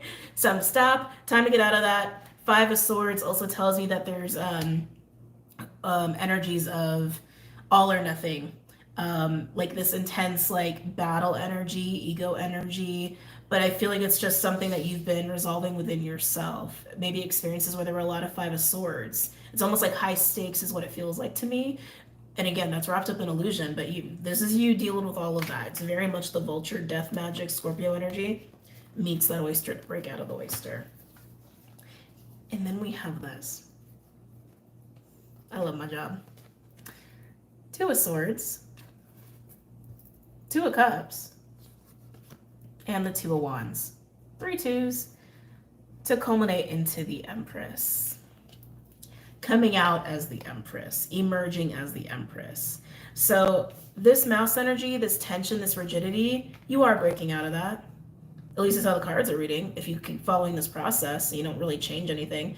You're gonna, not changing your progression, I mean. You're gonna break out of that. And then you're gonna hit this. The 2 of Swords, 2 of Cups, and the 2 of Wands. This is you trying to understand your own truth about relationships. Wanting relationships, give and take of relationships. It's just marinating on that. But the fact that you're coming out as the Empress tells me that you're going to come out as the Tiger. You're going to come out fully in your feminine energy, ready to receive. And oh my goodness, you will be received. Okay? Probably by more than one person as well. It's like you're a magnet. It's like you're a magnet. It's funny because you have a lot of feminine themes here and air had a lot of masculine. So I would definitely watch the air reading for you guys. Okay. Wow. Okay, moving on. Any other final messages for my earth signs? Capricorn, Taurus, Virgo. Capricorn, Taurus, Virgo. I love it, earth signs. I love you guys. I'll show you guys in a second. And on the tiger, we got the Ace of Wands. You on fire, earth signs. You're gonna come out of that mouse energy. You're gonna break your rules. You're gonna let your hair down, and you're gonna just like let yourself have fun. Let yourself be seen. Let yourself go and have a good time, and show that you're ready to receive. That you're ready to have these authentic sort of connections, and it's gonna happen. The magic will happen. I keep getting though. It's like don't fall for this fairy tale of it's just gonna happen to you. It's not just gonna happen to you. You gotta put yourself out there. Overall, we do have the Knight of Pentacles. I like that the Knight of Pentacles is out here. Sometimes you get hung up on the fact the Knight of Pentacles is slow. The Knight of Pentacles is grounded, okay? Knight of Pentacles is Virgo energy. They don't like to fuck up, basically. They like to be loyal. They like consistency, predictability, trust. I feel like this is representing a lot of stability that you could be finding at this time right now. It's coming down to trust. It's coming down to trust. For some of you, this person may be Virgo or Pisces, like a mutable energy.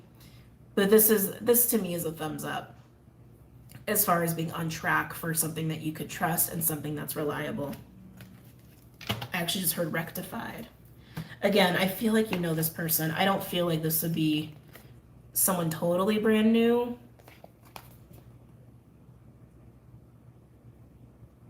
If it is, you've already been interacting with them, like astrally or telepathically. But yeah, I don't feel like this would be somebody totally brand new. Anyway, let's pull some advice. Not that I think you need it.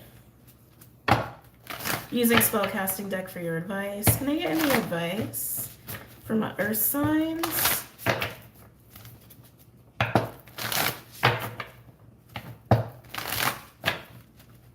For Capricorn, Taurus, Virgo. Any advice from your earth signs? Capricorn, Taurus, Virgo.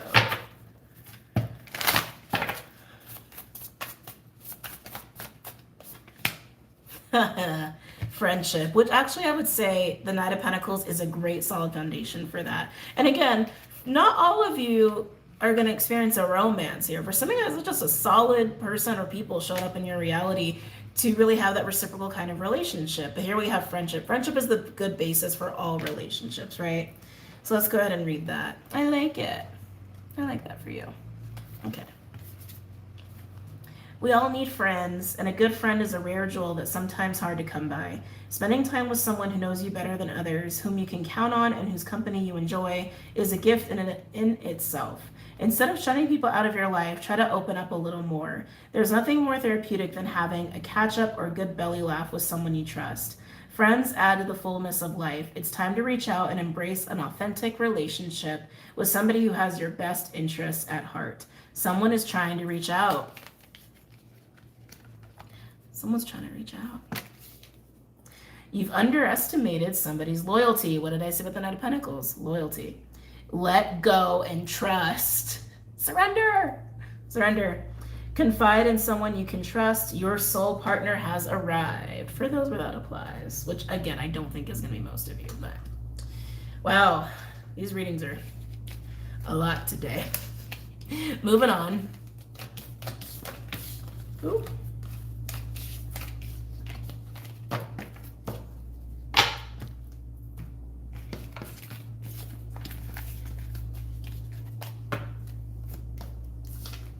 Okay. Putting that aside. Oh, let's put you over here. I have a way of organizing my little space here when I'm doing these reads because a lot of cards end up going all over the place. Oh, I gotta put these back. All right. Yes. Okay. Fire or water? Why did I get chills when I honed in on you, fire? Why did I get chills with you? Let's see. Fire, you're making me nervous. It's like a quiet intensity. Like you know something's gonna happen, like anticipation. That's what it is. I'm feeling anticipation. Yeah, fire signs. Either you or someone around you is anticipating something, and it's like waiting for the curtains to come up. Okay, all right, let's see. You might be in your heart space here. Heart space or solar. Fire. Aries, Leo, Sag. A shit ton of birds just flew by as I was honing in on you guys. Aries, Leo, Sag. What are you? You were anticipating. You're expecting something. Do you already know something's gonna happen? Are you planning something? Aries, Leo, Sagittarius. Excuse me. Aries, Leo, Sagittarius. Oh, shit. Oh, I don't think you guys can hear all the cracking that's going on. That was all from the Earth sign reading. Aries, Leo, Sagittarius.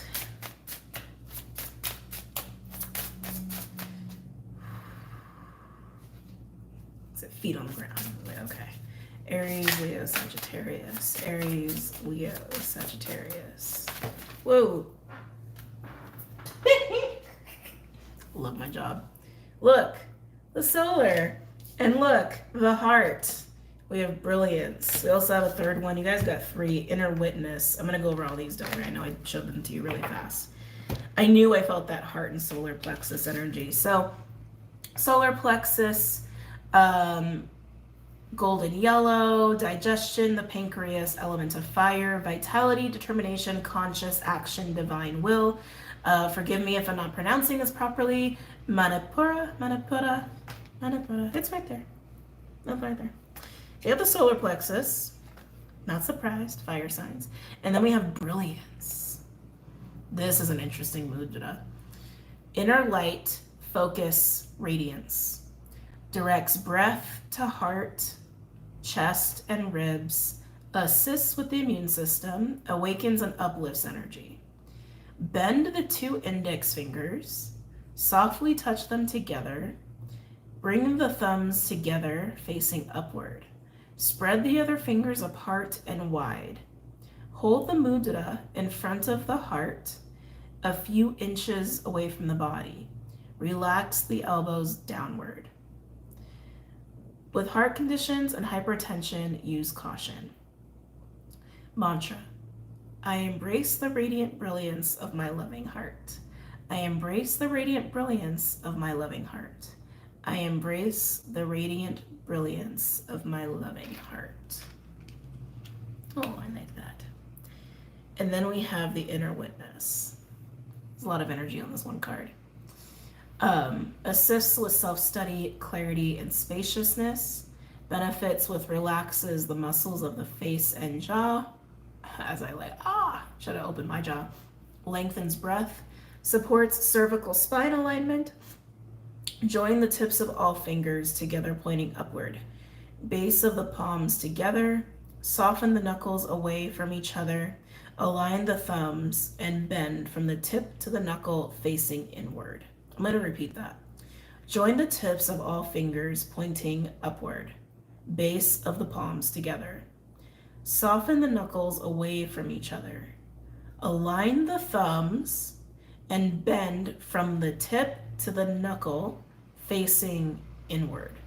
My inner witness leads me to perfect equanimity. My inner witness leads me to perfect equanimity. My inner witness leads me to perfect equanimity. Really feel a lot of the heart energy off of that. But like I said, I really feel like you're in your heart, but I felt that solar energy, and this felt like a nice little bonus. Where I feel like there's a lot of self-awareness happening there, but that's why I think you're anticipating something. Like something's telling you something's coming, or you know you're gonna plan something or do something, and there's excitement there, but there's like nerves, but butterflies. Like you just recognize it's time. You recognize it's time. Okay, fire signs. I feel like I need to like have my little voice for you for some reason. Okay, let's get started. Using the Wild Unknown Animal Spirit deck.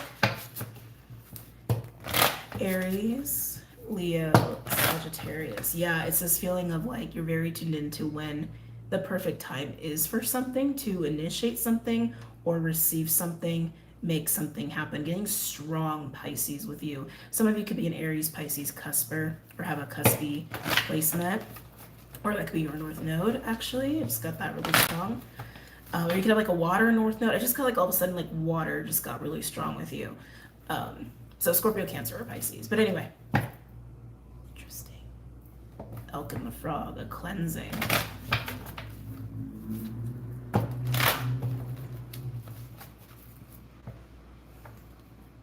Now let me just like sit with you. You might be meditating a lot. You might be called to meditate a lot. This inner witness also speaks to that, like really sitting with the self. This is about what your heart wants, what your heart is calling you to do. You have this inner call. You have an inner call. You have an inner call. It's really time to follow it and be really in tune with it. Be very quiet so you can actually hear it. If any of you have been struggling to hear it, your heart's been pulling you towards a person or a situation or a location, and it's time. I don't know who I'm reading for. It's time. To prepare for this, you might have been going through some sort of emotional release, because I keep feeling it's about the heart and the solar, but mostly it's about the heart.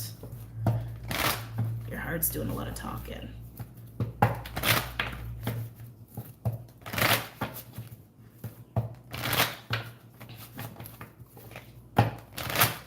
Any messages or insights? I feel like you're a hardcore water sign right now. For my fire signs, and it's funny because earth and air were in a lot of fire, and I feel like you got a lot of water coming up here. For my fire signs, Aries, Leo, Sagittarius. Aries, Leo, Sagittarius. Oh, that frog came up again. Aries, yeah, frog and scorpion, letting go of a grudge or an emotional attachment. Aries, Leo, Sagittarius, on how something should be. Hold on, I gotta stop. You guys have been letting go of something that you've been emotionally attached to. It could even be a person, a situation, a location, on how something should have been, how something should have been, how something should have been, how something should be, how something should be, how something should be. Similar to earth signs where they need to break their own rules, you need to break this emotional attachment to whatever you think is accurate, or whatever you think the right thing is, or the right location, or the right person, the right. That's very black and white. Didn't mean to rhyme. Happens sometimes when I'm channeling. Anyway, Aries, Leo, Sag. Ooh, I just got the dolphin. Aries, Leo, Sag. There's a lot of stubborn energy with you. The card's having a very hard time shuffling. Aries, Leo, Sagittarius. Zebra, yummy. This is very like Gemini meets Aries to me, with a little dash of Aquarius. It is fire energy, but Zebra comes out as an eccentric card. Zebra is being a zebra in the room full of donkeys, right? It's letting your freak flag fly, letting yourself be seen in all of who you are, all your scars, all your perfections and imperfections, everything, and owning it and being captivating and charming and people loving you for it. That is Zebra. I know it's a lot. There's a lot that goes on in that Zebra card. All right. So being seen in your uniqueness. We'll chop it up to that. Being seen in your uniqueness and individuality.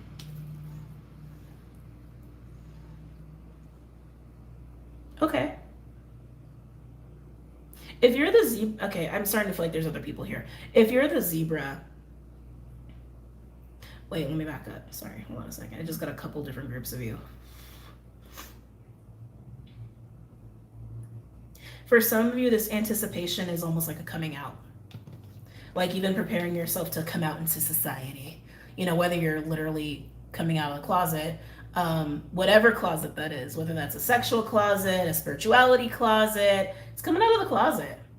Coming out of the closet and almost having like a welcome to society sort of a situation. Not saying you're actually setting up a party like that, but that's what it feels like. Like getting yourself ready and prepared to come out into society and who you actually are, presenting yourself as you actually are, which could be what you're anticipating. So that's definitely for some of you. Others of you, it's like I'm getting this like zebra juxtaposition to another person or energy, where the other energy has this like this sense of anticipation. There might be some, I'm feeling like a soul recognition thing happening there. And that could be like a work thing, a friend thing. romantic thing, sure, but I feel like it's probably gonna be more like, oh, I recognize your soul. You recognize my soul? Like, don't I know you? Like, it's like the two zebras in the room finding each other, like sticking out like sore thumbs, and one could be very much psychically anticipating this. So you could resonate with both of those, but those are just the couple things that I'm getting. All right, let's move on. Aries, Leo, Sag. Aries, Leo. Okay, so everybody's had a little nugget of illusion or fear or anxiety, and fire signs, almost called you air signs for a second. You are no exception. Black egg, the throat chakra card, and then rabbit. Rabbit is usually fertility and luck and abundance. In this deck, it speaks to fear and hypervigilance. This is afraid of being in your truth. Being in your truth, expressing your truth, sharing your truth. Again, this whole coming out of the closet sort of energy, right? For those of you where you're going to be having soul recognition with another zebra, I feel like you're going to finally be able to be more of your zebra self because you're going to meet someone or encounter someone, and maybe there's someone you already know and you're just like meeting up for a day or a lunch or a week or whatever, and you're like, I can talk to you because you're another zebra and you get it, right? You can like let yourself be open in that way. But most of you, I feel like, are in the first group who will resonate with this reading, where you've been in some sort of closet, sexually, spiritually, identity-wise. You've been in some sort of closet, and you've been afraid to, you've had anxiety and fear and not really feeling safe in coming out of the closet. But this is you learning to come out of the closet. And who knows, you could be coming out of the closet to another zebra, because again, they get it. So you see how like these can connect, right? Anyway, moving on. Anything else for my fire signs? Aries, Leo, Sag.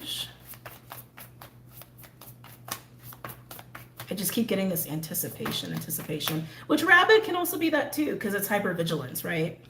Which means aware, anticipating people's movements, anticipating people's judgments, right? Anticipation, just in a very anxious kind of a way. Anything else for my fire signs? Aries, Leo, Sag. Oh, otter. I love otter. It always makes me stop for a second when it comes out. That is total heart energy there with otter. And this is kind of the solar. So you kind of have these energies showing up again here. You got fire and water next to each other, excuse me. Otter is my 6 of Cups, 2 of Cups lovers card. It is unconditional love in all its forms. Usually a tribal card or speaks to relationships, partnerships even. And again, that's what I was getting for you, right? It's like you want to come out of this closet and be received by other zebras. That's what you want. Hold on a second. You're looking for your zebras. And of course, we're in a fire reading, so of course he has to show up. Not that he's a fire sign, it's just the Leo connection. Clyde, let me work. He usually waits till I'm done, but he's been a little out of sorts recently.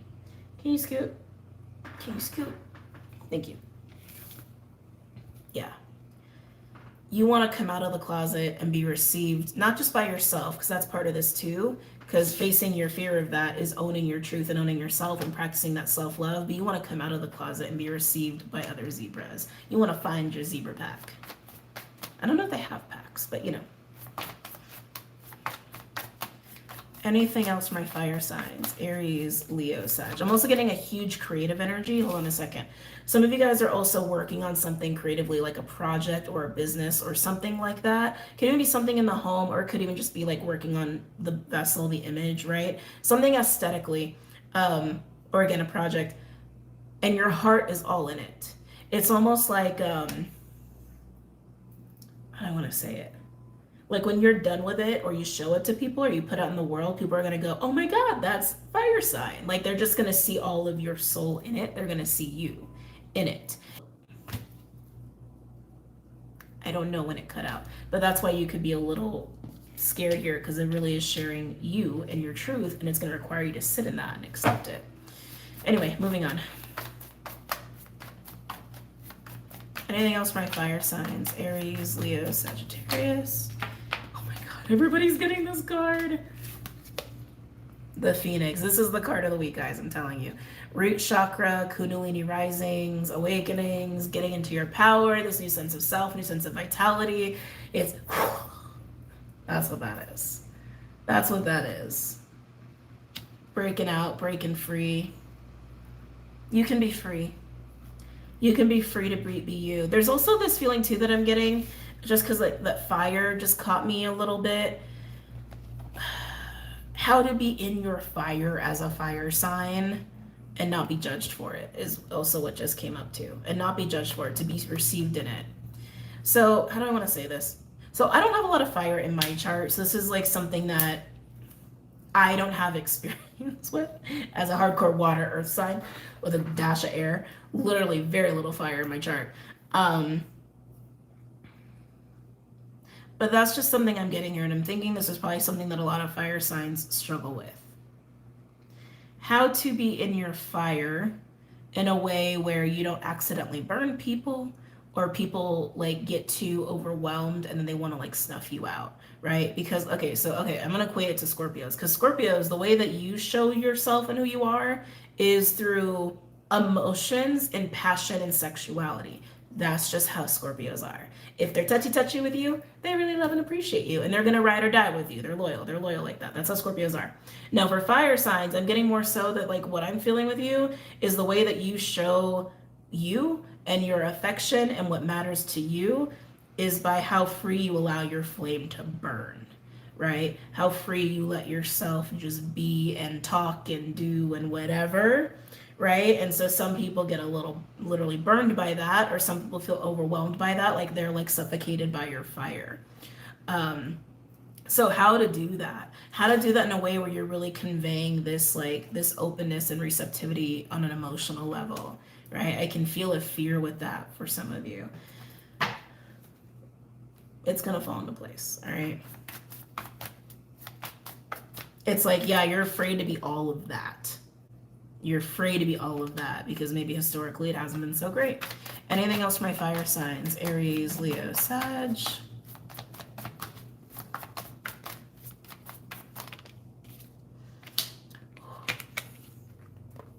Whale. Wow. Whale is very Piscean. It's very spiritual, etherical. Sorry, I'm gonna watch Clyde too. He's doing some weird acrobatic stuff. Whale is the great mystery card. It's being connected to all things. It's interconnectedness. It's intuition, subconscious, consciousness. It's all of that. It's the deep depths of our soul. This is about you being all of you. All of you. And you've just been afraid to do that. For those of you guys who are having soul recognition with somebody, I mean, it is soul recognition. It is, it's deep. It's very, very deep. You could trigger a lot of memories with each other, visions with each other, a lot of telepathy with each other, and you could be telling yourself it's not real. Or they could be telling themselves it's not real. It's very real, if that's the case for you, if you're experiencing that this week.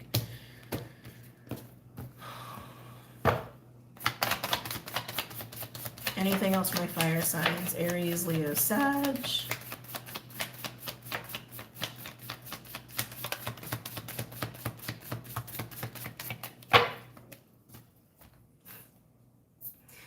Earthworm. I like that this is out here too, because earthworm indicates that there's like a new cycle or a new situation. It's uncomfortable, it's foreign, and the new you, the new thing, is being out of the closet.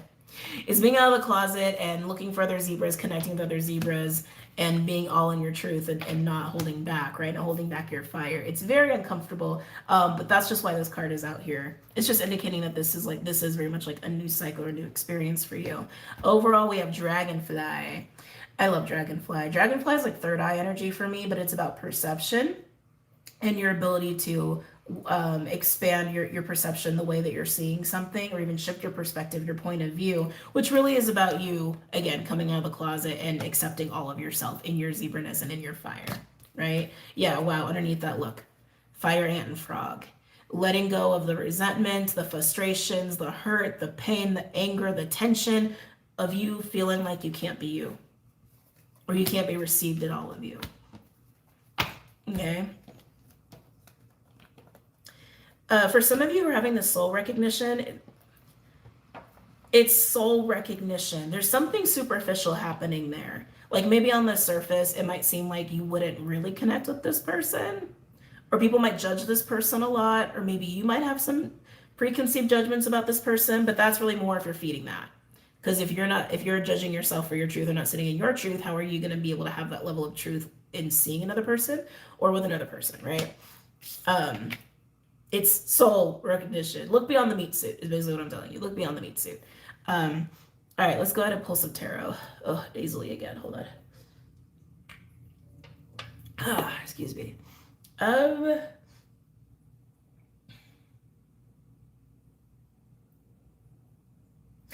there it is. I was like, why am I looking over here? I just felt called to it. Remember the cat deck from earlier? I thought it wasn't here. I thought Clyde did something to it. Well, it's here. Maybe it vanished and reappeared. That happens to me a lot, actually. All right, let's use this one.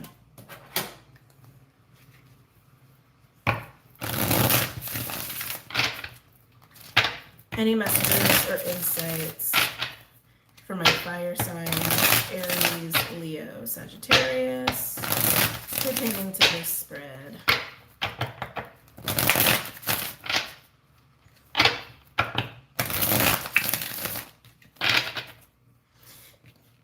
For those of you guys who are very spiritually inclined, there's a massive connection and emergence of your primordial energy. You'll know how that applies if that applies to you. Your primordial power, if you will. Primordial self. Any messages or insights for my fire signs pertaining to this spread?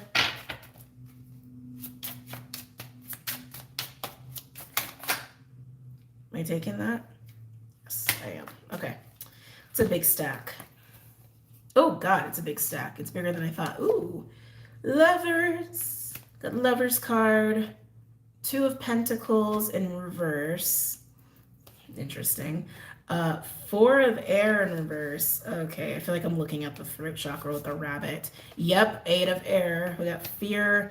And then we have the Wheel of Fortune with the Knight of Air, just going out and just being honest and communicating. Okay, I like it. I like it. I like it.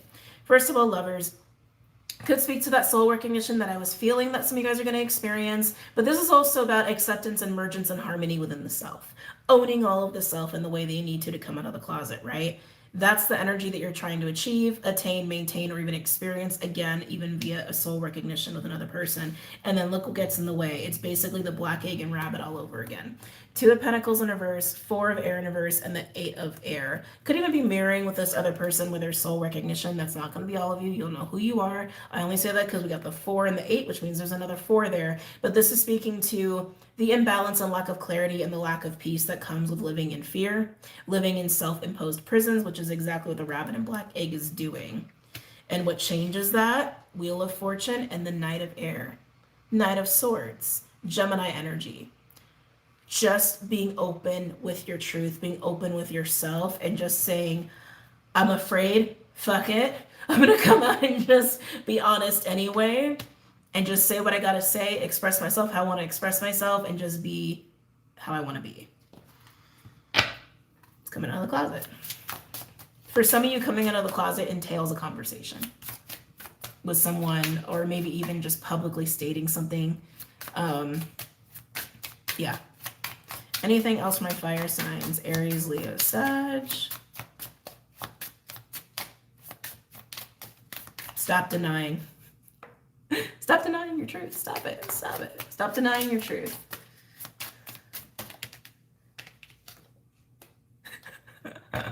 Oh, I love my work. Queen of Swords. Stop denying your truth because it's there. Because it's there. Because it's there. The Knight and the Queen of Swords. Delivery of truth, speaking truth, and receiving truth, even if this is just within yourself. Owning your truth or communicating it to another person, and they receive it and they accept it and they see it. It's so clear cut, fire signs. This is like so clear cut. Anything else for my fire signs? Aries, Leo, Sag.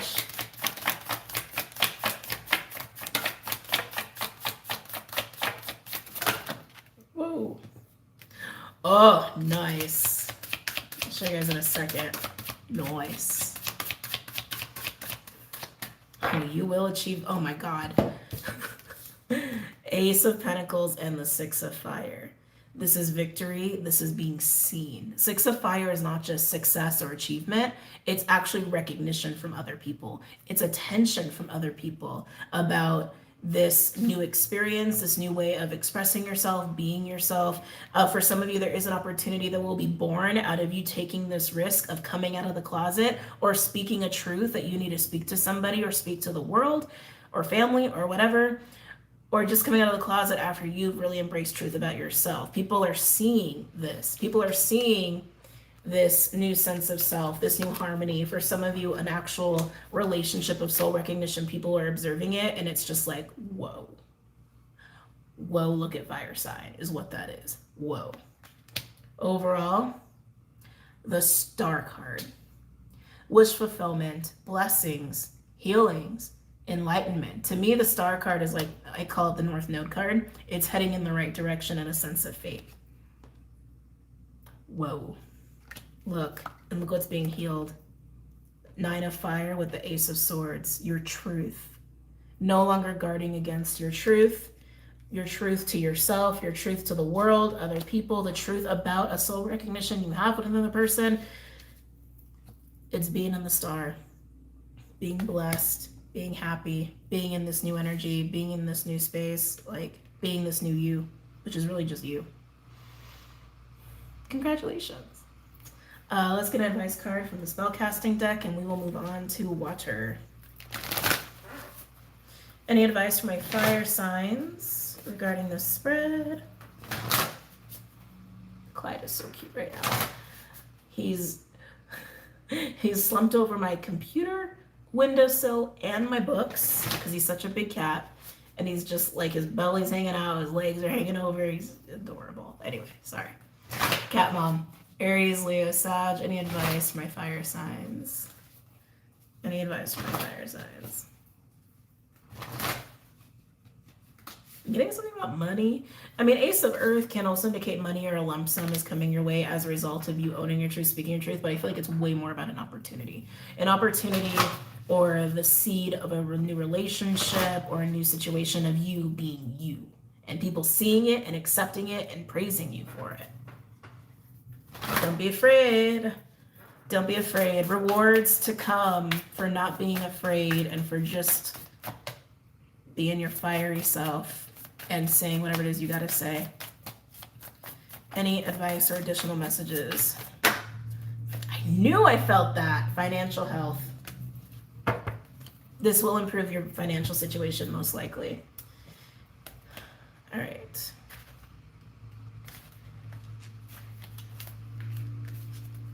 You might find yourself drowning in a sea of red demands if you don't slow down and take stock of the mess you're in. Ooh. Burying your head in the sand won't get you out of the hole. You're being urged to recognize that your avoidance, inexperience, or irresponsibility has become a liability, and you can't afford to ignore your desperate situation. Jesus, that sounds so bleak. The worry, stress, and anxiety that accompanies debt has taken its toll, and you don't know where to turn to. Acknowledgement and responsibility of the debt is the first step and rule of magic when weaving a spell to improve your financial health and become debt-free once and for all. Stop your extravagance. Seek professional advice. Money owed is paid off. Expect a windfall. Someone is indebted to you. Have faith as your financial life heals. When we often get right with ourselves and other people, everything else starts to follow. And that's what's happening here. You've been in a state of fear and restriction, withholding your truth. That kind of energy of withholding, guess what? It's going to stop flow of energy in other aspects of your life, even financially. Now, while I do feel like there is improvement with money as a result of this, I don't feel like all of you have been in such crazy, dire strains as this card suggests. I feel like it's more like, yeah, you getting right and balanced brings other blessings your way. Okay, that's really what I feel. All right, interesting. Moving on to my water signs. Where did the deck go? Oh, it's right there. Every deck just disappears.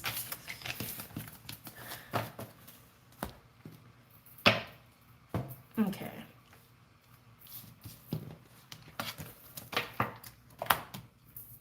water signs. We'll do. Which I think that's what your timestamp was last week. Just giving myself a little 10-second break.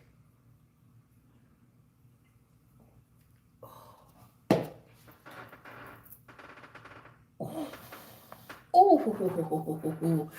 All right, water signs. Hello, welcome. Last but not least, let's go ahead and pull a mudra card for you. As I suffocate, holy crap. Ooh. Water signs. Something I was getting with you earlier and that I'm getting with you now. Like they're showing like you as an ocean, and you're not churning, you're not moving and grooving. What is going on here, water signs? Cancer, Pisces, Scorpio. Clyde. Sorry, give me a second. Clyde, can you come here, please? Oh, buddy. All right.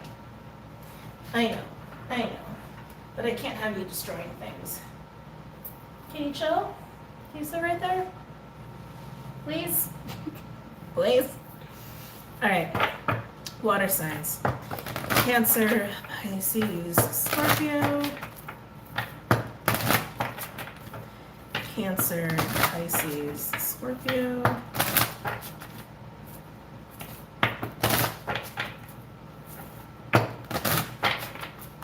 I hope you're not numbing out, water signs. There's something about you that feels very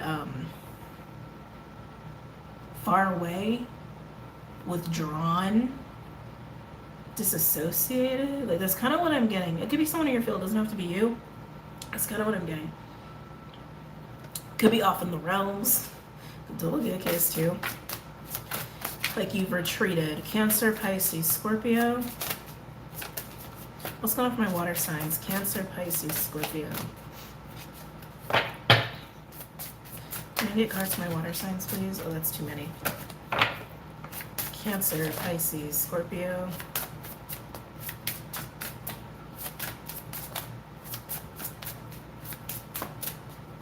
Where are you, water signs? Where are you?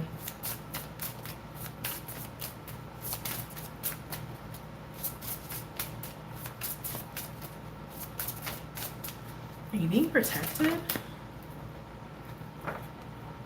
I can't get away from this withdrawn, dissociated, numb feeling, but then I'm like, maybe you're just being really protected right now.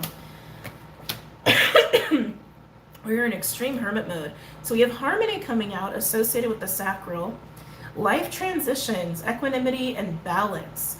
Benefits menopause, fertility, and pelvic issues. Cultivates emotional balance and support. I'm hearing trauma. That's what I'm hearing. I'm hearing trauma.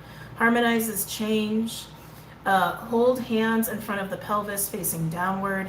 Touch the thumb tips together and connect the index fingers to form a triangle. Rest the hands on the lap, palms facing inward. Lengthen spine and relax shoulders. Balance and harmony accompany all of my transitions. Balance and harmony accompany all of my transitions.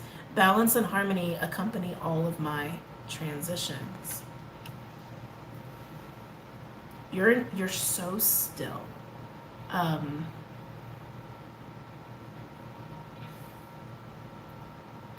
You could just be very bubbled or hermited or protected, again, or withdrawn, but it's like there's something so quiet about your energy. But this card coming out is indicating that you are going through something right now and you almost need some extra assistance to feel balance within yourself, to deal with a shift. Getting a lot of womb energy with that. It's interesting because so mudras are something that are really new to me, and I've actually done this a lot in the last few years just because I felt guided to do that specific motion, which is very fascinating. Anyway, just realizing. And then we got this card with the heart chakra, awakening. I often find the sacral and the heart are very closely related. The heart is connected to everything, but because the sacral deals with emotions.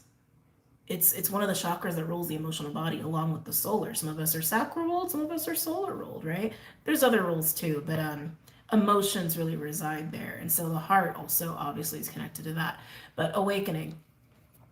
mental clarity, inspiration, awakening truth, directs breath to heart, chest, and ribs, assists the immune system, cultivates stability, inspiration, and insight.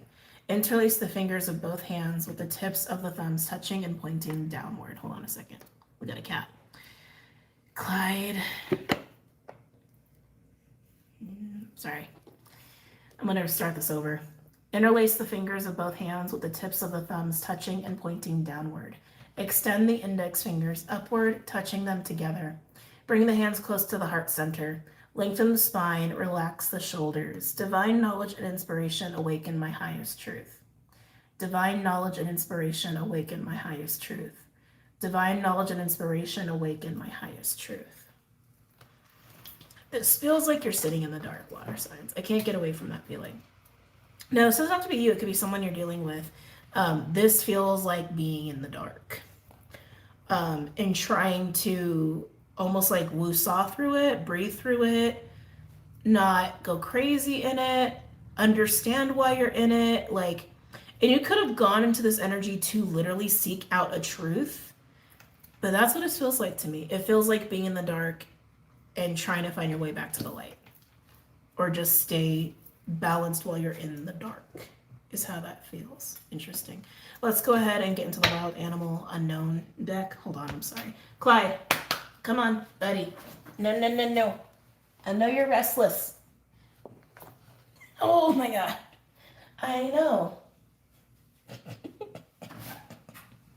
I know, sorry guys. Like I said, he's been kind of out of sorts lately. Can you not? Thank you. All right, coming back.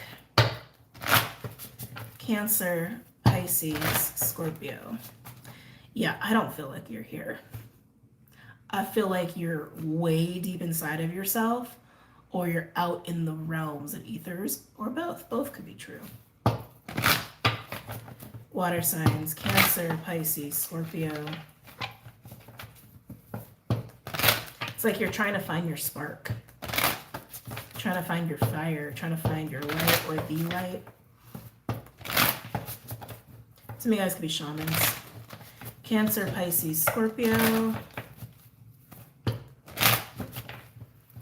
He just hopped right back up again. Cancer, Pisces, Scorpio. Or maybe he just has to be here.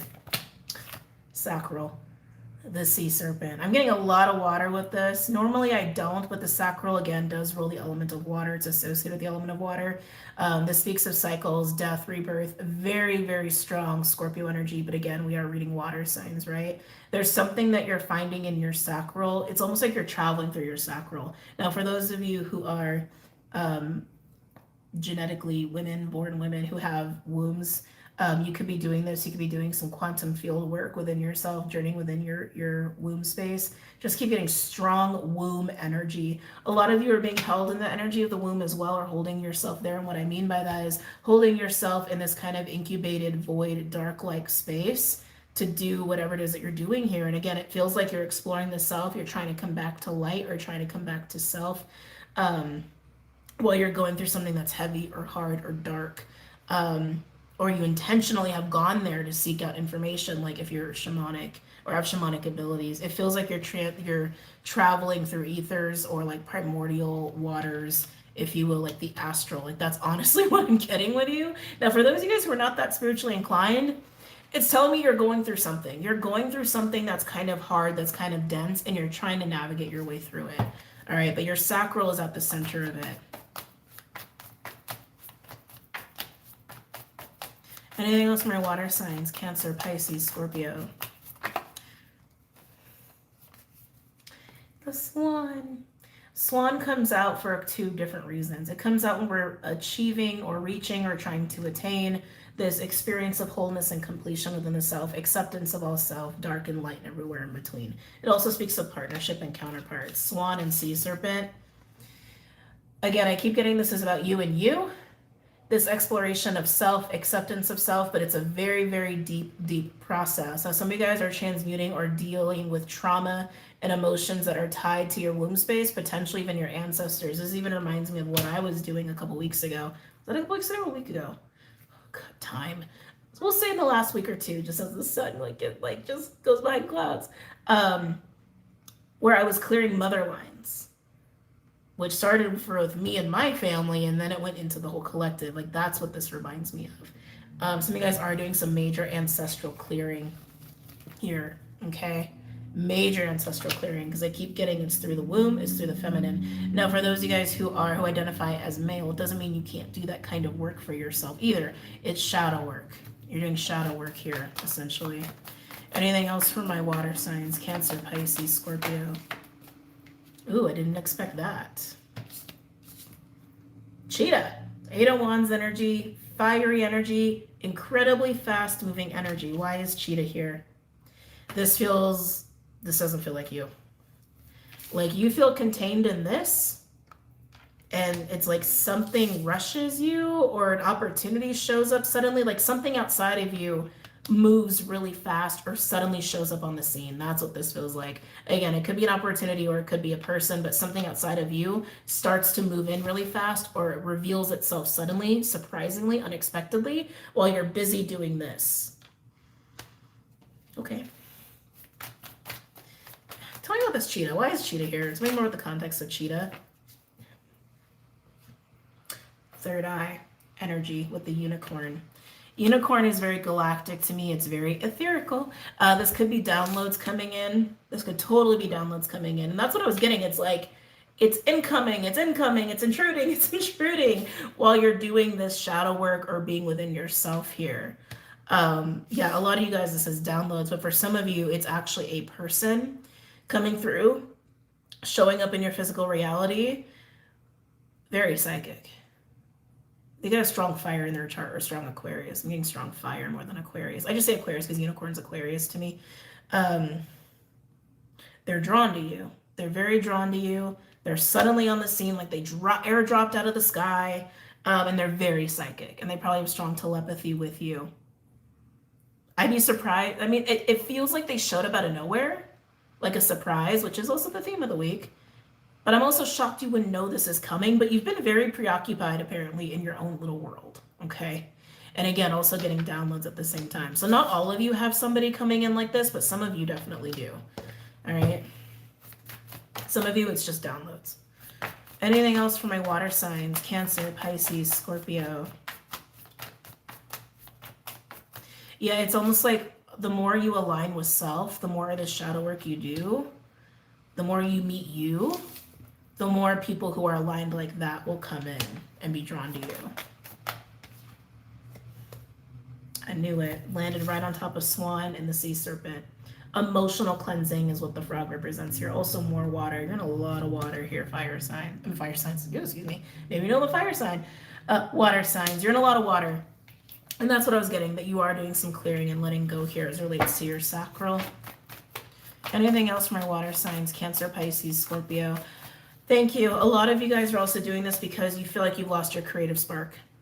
You've lost your passion for life, or you feel like you can't find it, or you can't tune into it. I think this is why I was getting this like almost lifeless, numb feeling of trying to find the spark, trying to find the light. A lot of you feel like your fire has been put out, or it's hard to ignite it.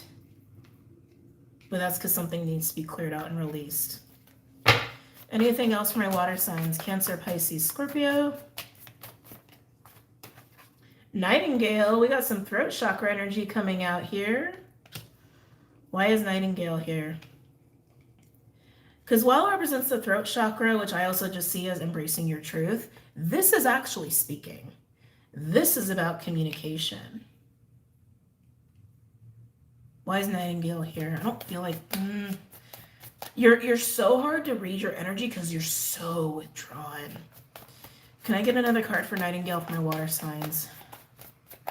Like, you are deep in your water. It's like you're unreachable. Like there's no reception there. Cobra. People are waiting for you. That's what this is. While you're here,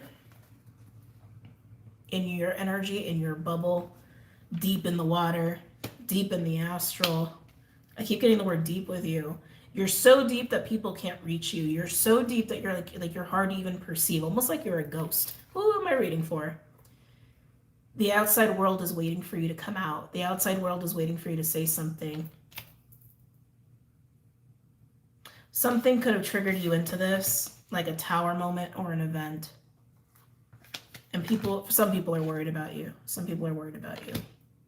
But you need to have your process, and I get it. Some of you, this could have already happened. Whatever triggered you into this could have already happened. Some of you, it hasn't happened yet. But as you are there, the world waits. So dramatic.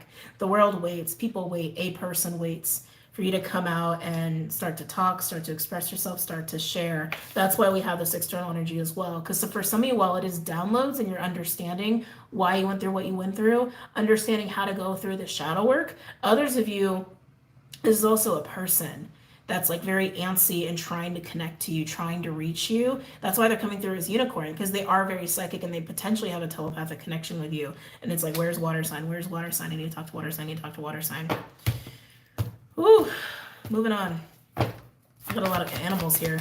Anything else for my water signs? Cancer, Pisces, Scorpio. A lot of blue. A lot of blue. Actually, a little bit of, yeah, blue and red. Blue and red. Oh. Wow.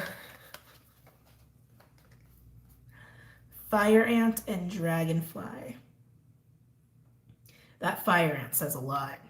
Whatever may happen here or whatever happened, no wonder you retreated. The fire ant is anger. The fire ant is this rise of tension and discomfort of something not being okay, something not being right. It can be stress, it can be anger, it can be sexual arousal even, it can be frustration. It could even be an attack, like lashing out. For some of you, you could have or may experience someone lashing out at you, people lashing out at you, a tower moment, major conflict. It just feels like something where there's outside recognition that you're affected, or that anybody would be very emotionally affected by whatever that is, which is why the world waits, or people wait. But dragonfly coming out here, it's this call, it's this almost like divine wisdom to say, look at the bigger picture. Look at the bigger picture. And yes, obviously do whatever shadow work is necessary here. Ah, Clyde. Sorry. Clyde, stop. Stop it. I love you, but you're being a lot right now. I'm sorry. Give me a second, guys. Clyde. Clyde, there is no room for you. Oh, boy. Oh, God. He's too big to sit on my lap. He wants to be close to me, and I love him for it, but there's literally no space for him on the desk. Anyway, coming back, sorry. That while you're doing this and you're taking accountability, you're doing your shadow work, to look at the external world, people's reactions, even the trigger that might have come with this for you, and look at why something happened the way it happened. What did it bring you? What was the blessing in it? What was the silver lining? It equates back to this collective part, right? The veil of illusion. For you, water signs, the veil of illusion could have literally been like, people are angry and there's a fight, or people are like yelling at you or coming after you or whatever. For some of you guys, it's actually a fear or pattern of that, like a fear of like ridicule, or a fear of being attacked, like physically or verbally or emotionally. For some of you, that's straight up what it is. Interesting. This is part of the shadow work you're doing, is looking at these emotions, these energies, these kind of people, and looking at the bigger picture here. Why are people responding to you like this? Or why are you afraid of this if it's a fear, right? Look beyond. Look beyond that. Look beyond that. I keep feeling like people wanting to comfort you. I keep feeling people wanting to like talk to you, wrap themselves around you. But I keep feeling you bubble. Keep feeling you bubble. Overall, honor, unconditional love, 6 of Cups, 2 of Cups, lovers. Open to give and receive love unconditionally, which is what I can feel people want to give you. Underneath that, we have butterfly. Coming out of this shift and transformation anew.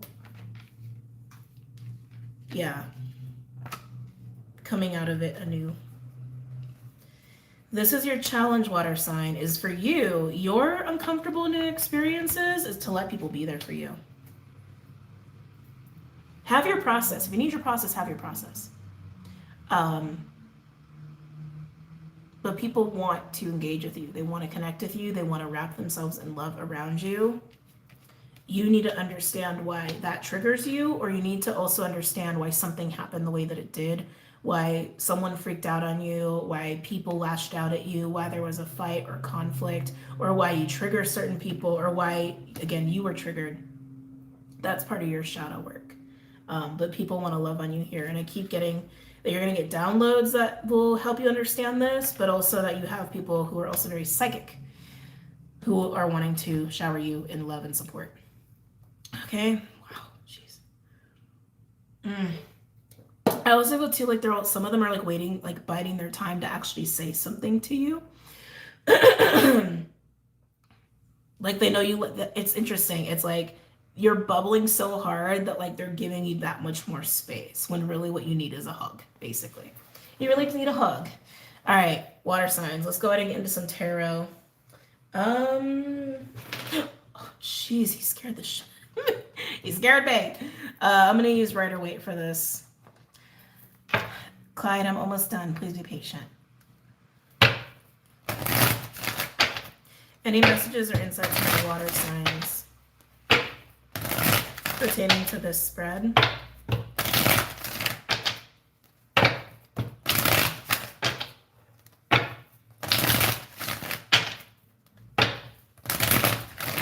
Water signs, Cancer, Pisces, Scorpio.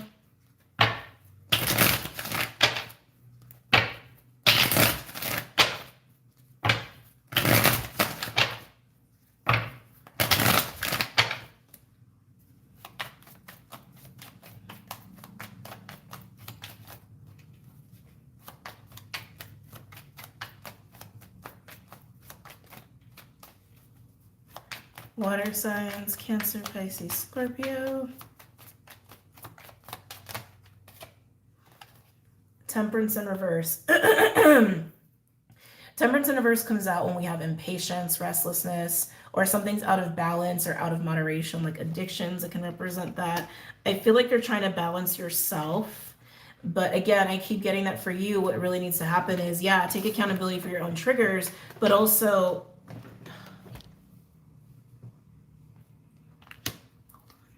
I just don't want him to knock stuff over. That's just the biggest thing. Yeah, don't get too cozy. Just trying to make this a little more bearable. Anyway, I feel like temperance is here because people are being very impatient around you when you're in your process. Now, if I swear he always finds a way. Now, if you need to have your process, then tell people that. Right? Then tell people that. But I also want to encourage you, water signs, that people do want to be there for you, and to maybe look at why you're retreating this much, that maybe it's something within you that maybe you need to acknowledge, right? Nothing wrong with taking space. Nothing wrong with taking space. It's just, where's the balance, right? Actually, can I get a card for the cheetah and unicorn, please? Can I get a card for the cheetah and unicorn?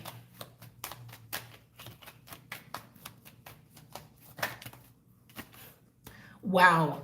Four of Wands, celebrations, unions, portals, stability. That's what is awaiting you and what you're also getting downloads about. All right. So again, if you're in your process and you're getting downloads, get the downloads, do what you got to do. But keep in mind that there are people around you that want to be in this energy with you. They want to be close to you. They want to have fun with you. They want to celebrate you. They want to have bonds with you, foundations with you.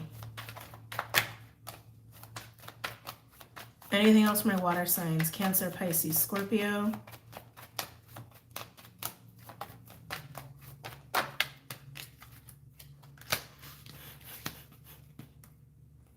Wow. King of Wands in reverse. Not loving that it's in reverse with this. Again, this feels like the external energy here. There's impatience. There's so much impatience from the people around you. Now, like I said, if you need your process, tell people. Communicate, because they're waiting for you to say something. Communicate that you need your process. but everyone around you is so antsy for you to come out of this bubble. Only come out when you're ready. Only come out when you're ready, but again, take accountability for your own triggers and your own fears. It's almost like for some of you, you have a fear of being swarmed, actually. Like you have a fear of like too much stimulation, too much people, or actually being attacked, or like over, like too much, right? So find your own, this is a careful balance you got to walk here, water signs. Am I taking this? No. All right. Any other messages or insights for my water signs? Cancer, Pisces, Scorpio. I feel like the other work that you're doing in this shadow work and in this like extreme bubble is actually shedding and letting go of people who don't respect you and don't respect your boundaries, and maybe who have overwhelmed you or attacked you.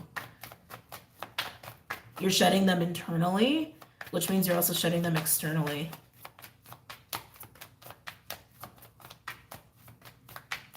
Anything else from my water signs? Cancer, Pisces, Scorpio. Wow, not a lot of, oh, as I was saying, not a lot of cards are coming out. This landed on the Swan and the Sea Serpent, Two of Pentacles, and the Ten of Swords. Ten of Swords are endings, but it also speaks to anguish. Yeah, I know it sounds extreme, but it does. Anguish, pain, betrayal, finding your balance through flowing through those emotions, and also embracing whatever endings and cuttings away need to happen there. Yeah, take as much time as you need for your process. Also, the King of Cups keeps flashing at me at the bottom, just saying. So yeah, have your process. Don't let anybody force you out of your process before you're ready. Anything else for my water signs? Cancer, Pisces, Scorpio. Four of Cups on the Four of Wands and the King of Wands in reverse. Again, you're so in your process. Four of Cups sometimes I see as meditation. It can also be apathy or emotional detachment, but you are kind of removed because you're in your bubble. You're in your primordial waters. So it makes sense that you're just like, no, no, no. Yeah, Page of Pentacles in reverse. I feel like you're also not very trusting of people right now. And maybe that's okay, because I feel like you're processing a lot, water signs. You're letting a lot of energy flow through you, a lot of painful stuff flow through you. So if you don't feel ready to like deal with people or a person in particular because you don't trust them, that's okay. That is okay. Anything else from your water signs? Cancer, Pisces, Scorpio. A lot of spillage. Hold on a second. Not taking those. Okay. Last card. Seven of Pentacles in reverse. You're also reflecting on mistakes. For some of you, this person and or people, because I feel like it's a lot of people are trying to reach you energetically or trying to talk to you or whatever. For some of you, one of these people or many of these people, you could look at as it was a waste of time or it's a bad investment. And like I said, you clearly are dealing with a lot. You're clearly dealing with a lot, so take your time. Your truth will be clear. You're going to find your balance. And when you're ready to come out of this bubble, you'll come out of this bubble. Now, are there people who want to shower you in love? Absolutely. But if you're not sturdy enough, stable enough, confident enough in your energy to come out of your bubble, to come out of the ocean, the depths of you, then don't, right? When you're ready, the people who want to shower you in love will still be there. And the people that don't really, or that will not be a great investment, that will not be a great investment that you're kind of ignoring or avoiding, right? Then you'll know who they are, and you can deal with that accordingly. On the bottom, we have the Page of Wands in reverse. Oh, water signs, the Star in reverse. Oh my God, it just keeps going. Page of Cups in reverse. I mean, like I said, the reversals are just like da da da da da. Having this in the overall, this is a lot of disappointment. It's a lot of disappointment, pessimism. No wonder you need to take time. I keep feeling like something pushed you into this. It could have been an ending of some kind. It could have been a betrayal of some kind. It could have been a tower moment of some kind. But either way, it really pushed you to go within. Because you just need your space. Yeah. I just want to sit on this for a second with the Page of Wands in reverse, Star in reverse, and the Page of Cups in reverse. I feel like there is a lot of suppression too of anger and other pain that I think being pushed into this energy to deal with that is going to bring it to the surface so you can deal with it. See these experiences for what they were, is also what I keep hearing. See these experiences for what they were. See what happened as for what it is, the bigger picture, the bigger picture, the bigger picture, the bigger picture.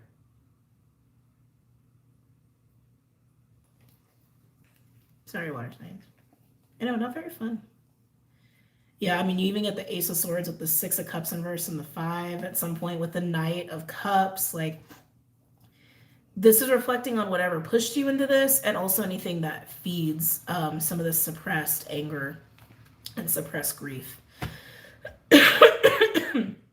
Especially if you feel like your fire's been gone, or even in a creative rut or a sexual rut, that's going to be brought back to life by doing this kind of work. Okay, let's go ahead and pull an advice card. Oh. Can I get advice from my water signs?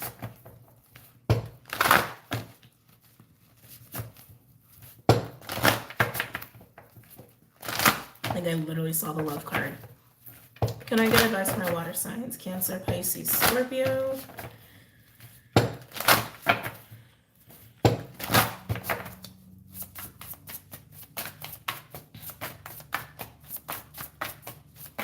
Cancer, Pisces, Scorpio. Freedom. Whew, not the card I thought you guys were going to get. Let's go ahead and read that one off.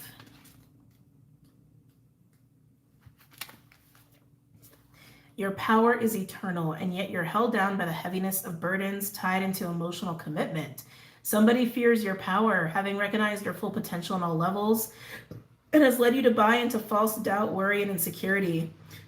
Restriction and control has dimmed your spirit and suffocated the expression of your soul. It's time to fly the nest and release yourself from those who have clipped your wings. I feel like that's for people who have caused you to suppress your fire, your water, your emotions, your grief, your anger, and where you've had experiences of betrayal or a lot of pain to where you don't really trust other people. That's what I feel like I'm looking at right here. It's time to fly the nest and release yourself from those who have clipped your wings. Each of us has been gifted with free will, so rise freely above anything that's enslaved and imprisoned you, and allow your loaded mind to be liberated as your heart and soul soar to new heights. Step into your authenticity, trust your intuition, and go with what feels right. Exercise your freedom of speech, release judgment of yourself and others. Your destiny awaits. You stay in your process as long as you want to, but don't stay stuck there. Don't stay stuck there. This is about freedom of your heart, being able to give and receive and love and support unconditionally and safely. That's clearly what you're wanting. And there's also this want for revival of your fire and your creativity and your sexuality. That is freedom. If you stay stuck in the ocean, if you stay stuck in your primordial waters deep within yourself, nobody can reach you, and you can't have that, right? So take a look at the self, do whatever work you got to do whatever shadow work you got to do, discern who's who, right? Who you can trust, who's a waste of time. No waste of time, that sounds bad. Who's like not a good investment for your energy, and who wants to just wrap you up in love, right? Discern, discern, discern. Look at why things happen the way they have. Look at these painful experiences for what they were, and get out of the hole, all right? Get out of the water, at least that deep of water. All right, water signs, I gotta go. I hope you guys really enjoyed this video reading. Almost 3 hours. Yay, Clyde Star. I love you guys. Take care. Don't forget to check out the website, social media, all that stuff is linked below, and I'll see you guys very soon. Take care.